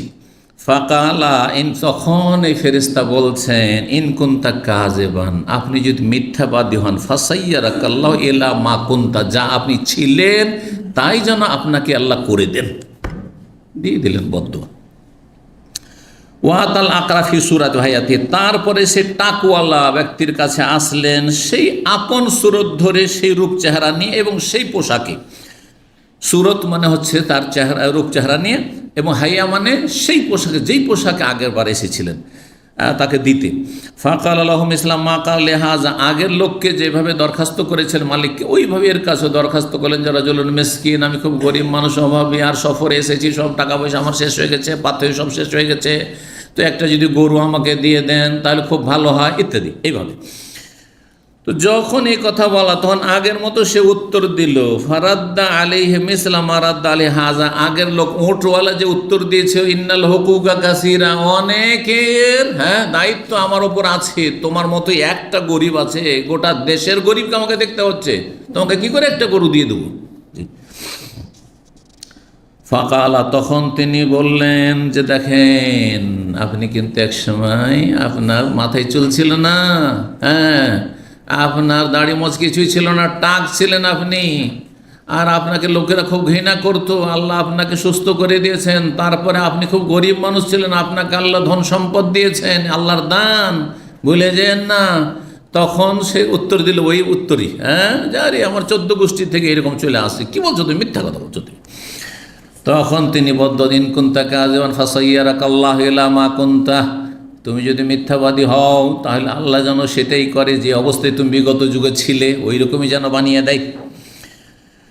ওয়াতাল আমাফি সুরাতে, তারপরে সেই রূপ আগের রূপ ধারণ করে সে অন্ধ ব্যক্তির কাছে, যে অন্ধ ছিল আর তারপরে চোখ ফিরে এসছে, তার কাছে গেল। যাওয়ার পরে রাজুলুন মিসকিন, আমি খুব গরিব মানুষ, অবনে সাবিল, মুসাফির মানুষ, ওতাকাত্তাত বিহিল হেবাল ফি সাফারি, আর সফরে আমার পাথেও সব শেষ হয়ে গেছে। ফালা বালাগালিয়ম, আজকে আমি পৌঁছিতে পারছি না বাড়ি, ইল্লা বিল্লাহ, যদি আল্লাহ না পৌঁছান, সুম্মা বেকা, অতপর আপনার কোনো সহযোগিতা না হয়, আসালুকা বিল্লাযী রাদ্দা আলাইকা বাসারাকা, সে আল্লাহর দোহাই দিয়ে আপনার কাছে চাইছি যিনি আপনার দৃষ্টিশক্তি ফিরিয়ে দিয়েছেন, একটি ছাগল, সাতান একটি ছাগল চাইছি, আতাবাল্লাহু বিহাফি সাফারি, যেটা দিয়ে আমি আমার সফরে আমি বাড়ি পৌঁছিতে পারবো, খরচ খরচা করি। ওয়াকাল আল্লাহু, তখন তাকে বললেন কাদ কুনতু আমা, তখন এই মালিক বলছে কথা সত্যি বলেছ, এক সময় কিন্তু আমি অন্ধ ছিলাম ভাই, আমি অন্ধ ছিলাম, সত্যি আমি অন্ধ ছিলাম। ফারাদ্দাল্লাহু বাসারি, আল্লাহ আমার দৃষ্টিশক্তি ফিরিয়ে দিয়েছেন, আল্লাহ শুকরিয়া আদায় করলে, আলহামদুলিল্লাহ আমার দৃষ্টিশক্তি আল্লাহ ফিরিয়ে দিয়েছেন। ও ফাকিরান, আমি বড়ই গরিব মানুষ ছিলাম, ফাকাদ আগনানি, আল্লাহ আমাকে ধনী করে দিয়েছেন, বিত্তবান করে দিয়েছেন। ফাখুজ মাশেত, তোমার যা ইচ্ছা তাই নয়, একটা বকরি কেন, এই যে বিশাল মাঠ ভর্তি আমার ছাগলের পাল আছে, যতটা ইচ্ছা তুমি নিয়ে চলে যাও, আর যা ইচ্ছা তুমি রেখে যাও, কিছুই বলবো না তো তোমাকে, যা ইচ্ছা তাই নাও তুমি, যত পারো। আল্লাহু আকবার, কি বড় অন্তর। জি, তা বলছেন ফখুল মাশেদ, ফাওয়াল্লাহি, আল্লাহর কসম করে বলছি, লা আজহাদুকা লিয়াউমা বিশাইইন আখাযতাহু, লা আজহাদুকা, এটা অধিকাংশ এই সহিহ বুখারীর কপিতে রয়েছে, আর এর অর্থটি বেশি উপযুক্ত এখানে, কিন্তু কোন কোন নসখাতে রয়েছে লা আহমাদুকা লিয়াউমা বিশাইইন আখাযতাহু লিল্লাহ। কি আছে আপনাদের? আহমাদুকা আছে না আজহাদুকা আছে? পড়েন না আরবি? আহমাদুকা, দুটি অর্থ করছি।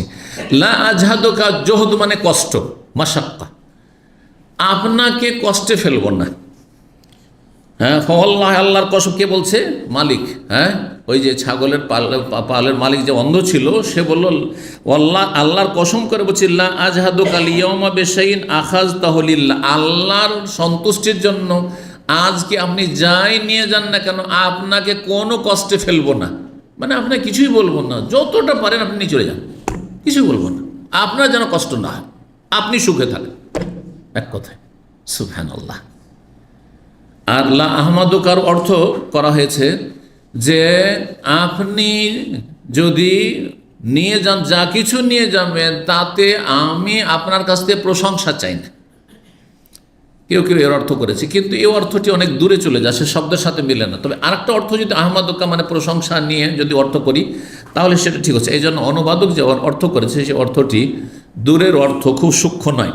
এখানে আহমাদুকা দিয়েও যে ব্যাখ্যা করা হয়েছে সেটা হচ্ছে আল্লাহর কসম করে বলছে লা আহমাদুকা লিয়াউমা, আজকে যদি তুমি কম নাও তবুও তোমার প্রশংসা নেই, বেশি নাও তবুও তোমার কোনো দোষ নেই। কম নাও বেশি নাও, কারণ অনেক সময় যখন তাকে ছাড় দিয়ে দিলেন যে যা ইচ্ছা তাই নিয়ে চলে যাও, আর অল্প নিল, তখন প্রশংসার পাত্র হয়ে যায়, ঠিক না?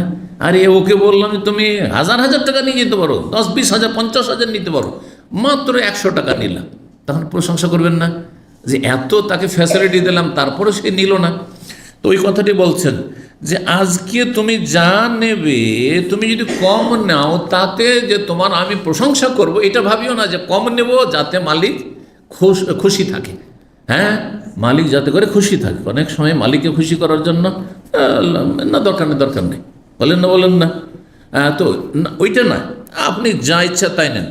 ফাকালা, তখন সে ফেরেস্তা যে মানুষের রূপ ধরে গেছেন বল আমসেক মালাকা, আপনার ধন সম্পদ আপনি রাখুন, নেব না কিছু না। ফাইন্নামা উবতুলিতুম, আপনাদের 3 জনকে পরীক্ষা করা হয়েছে আল্লাহর পক্ষ থেকে, আল্লাহ আমাকে পাঠিয়েছিলেন। ফাকাদ রাদিয়া আনকা, আল্লাহ আপনার উপর সন্তুষ্ট হয়ে গেছেন, পরীক্ষায় আপনি পাশ করলেন সেহেতু। ওয়াসাখেত আলা সাহেব, আপনার 2 জন সঙ্গীর ওপর আল্লাহ অসন্তুষ্ট হয়ে গেছে, তাদের নিয়ামত ছিনিয়ে নিয়েছেন। আবার তারা রোগী হয়ে গেল, টাকলা আবার টাক হয়ে গেল, আর সেই লোক যে শ্বেত রোগী ছিল আবার সেই শ্বেত রোগে আক্রান্ত হয়ে গেল। আল্লাহ রাব্বুল আলামিন এইভাবে পরীক্ষা করেন। হ্যাঁ, ওয়ালানাবলুকুম বিশাইয়্যিন মিনাল খাউফ ওয়া নাবলুকুম বিশ-শাররি ওয়াল খায়রি ফিতনা। আল্লাহ কোরআনে একটি আয়াতে বলছেন ভালো দিয়েও পরীক্ষা করি আর মন্দ দিয়েও পরীক্ষা করি। কখনো পয়সা দিয়ে আল্লাহ পরীক্ষা করেন, কখনো অভাব দিয়ে কেড়ে নিয়ে পরীক্ষা করেন। সব অবস্থায় আমাদেরকে উত্তীর্ণ হওয়ার চেষ্টা করতে আল্লাহ রাব্বুল আলামিন তৌফিক দান করে। জাযাকুমুল্লাহু খাইরান। আল্লাহ আপনাদের ভালো করুন, রুজিতে বরকত দান করুন এবং আল্লাহর শুকরিয়া আদায়ের তৌফিক দান করুন, নেয়ামতের মূল্যায়ন করার তৌফিক দান করুন এবং আল্লাহর রাস্তায় খরচ করার তৌফিক দান করুন এবং আল্লাহ রাব্বুল অতীতকে যেন আমরা সবসময় স্মরণ রেখে আল্লাহর শুকরগুজার বান্দা হইতে পারি, আল্লাহ যেন তৌফিক দান করেন। ওয়া সাল্লাল্লাহু সাল্লাম নবিয়ানা মুহাম্মদ ওয়া আলা আলিহি ওয়া সাহবিহি আজমাইন।